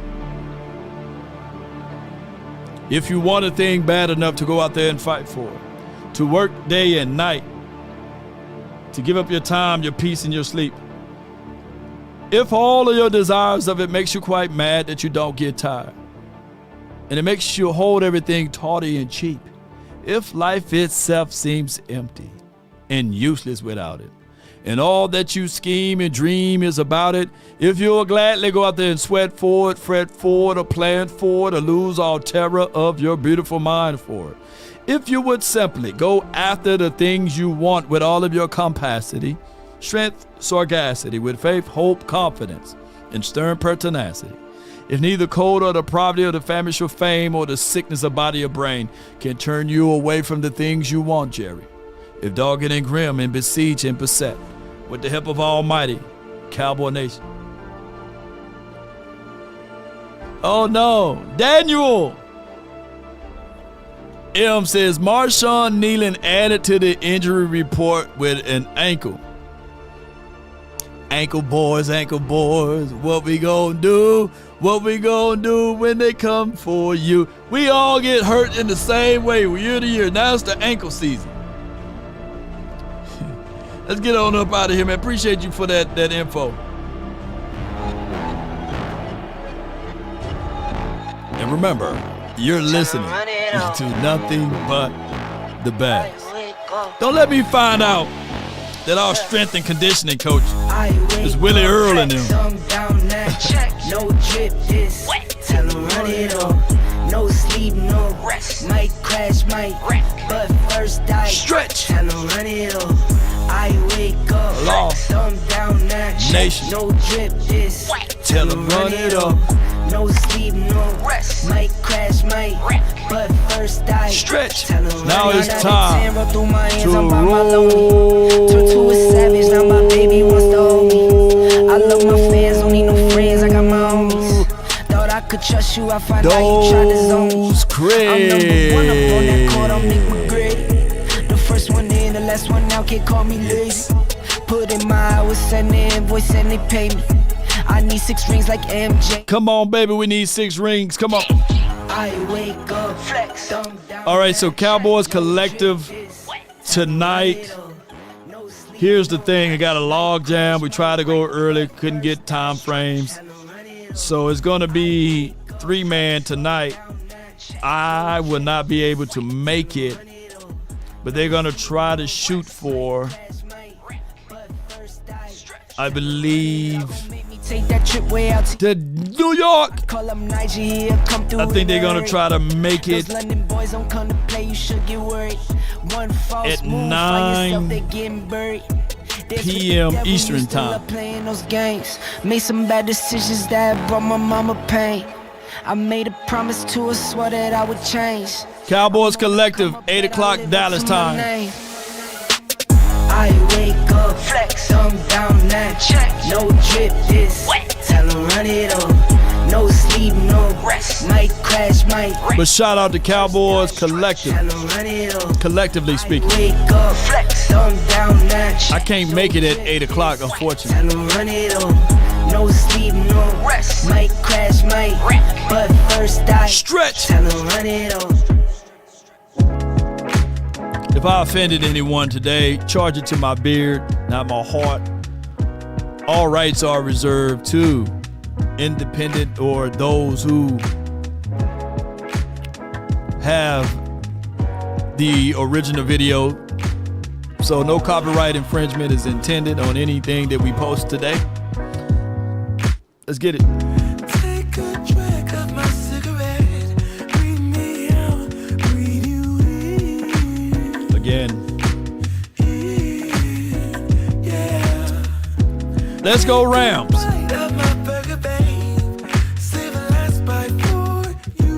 And you. Don't let the street lights get you all alone.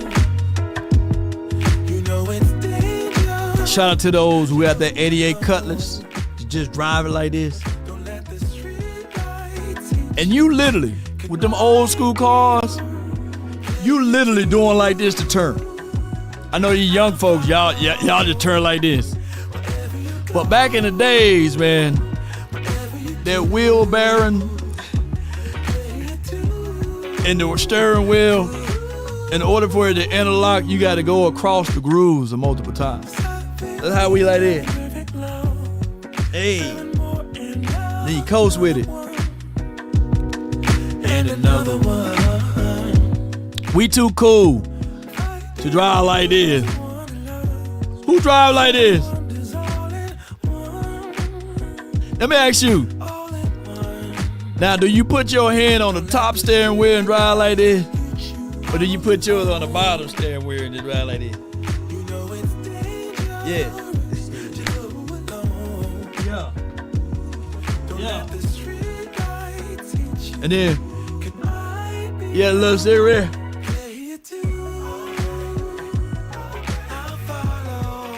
Yeah. Yeah. Picture me rolling, baby. Yeah.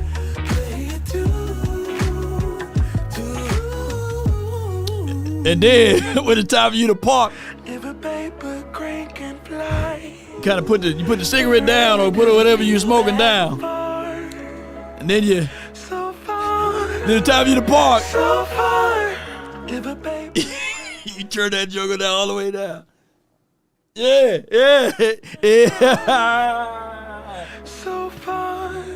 Depends on the music, yeah. You try to reverse. Now, fellas, when you reverse in that park, do you reverse in the parking lot all the times? Or do you just park? Let me know in the chat. I know y'all reversing into that parking lot. I know for sure y'all are. I know y'all. Let me know, especially if you're in the club or somewhere, you go to parking lot clubbing. And they understand the cost that is involved. After you park, you turn the music back up. Ushers, close the doors. Close the doors. Close the doors. We all gonna leave together. There's 1,000 of you tonight, and those that are watching, it's 1,000. I'm a reverse guy. Online. Boy, parallel parking mess up a lot of folks, don't it? See, if I get 1,000 online to give this, I'm challenging each of you all down here to give a $20 seat. But I need everyone standing up here with us, with me, to plant a seat. The boys. Because again, it costs to sit up here. I got you. The corner boys. And this is what I need you to do. If you're giving electronically, or even if you're giving tangibly, Bring them baskets. I want the baskets up here. I want to see the folks. That sure ain't a good song to cruise to, Angie. Y'all can bring it right now. Come. Even if you're giving tangibly, just tear them curves all the way up. Take your phone and stick it on the bucket. Shh. Giving is worship. Hey, bro, come on. Giving is worship.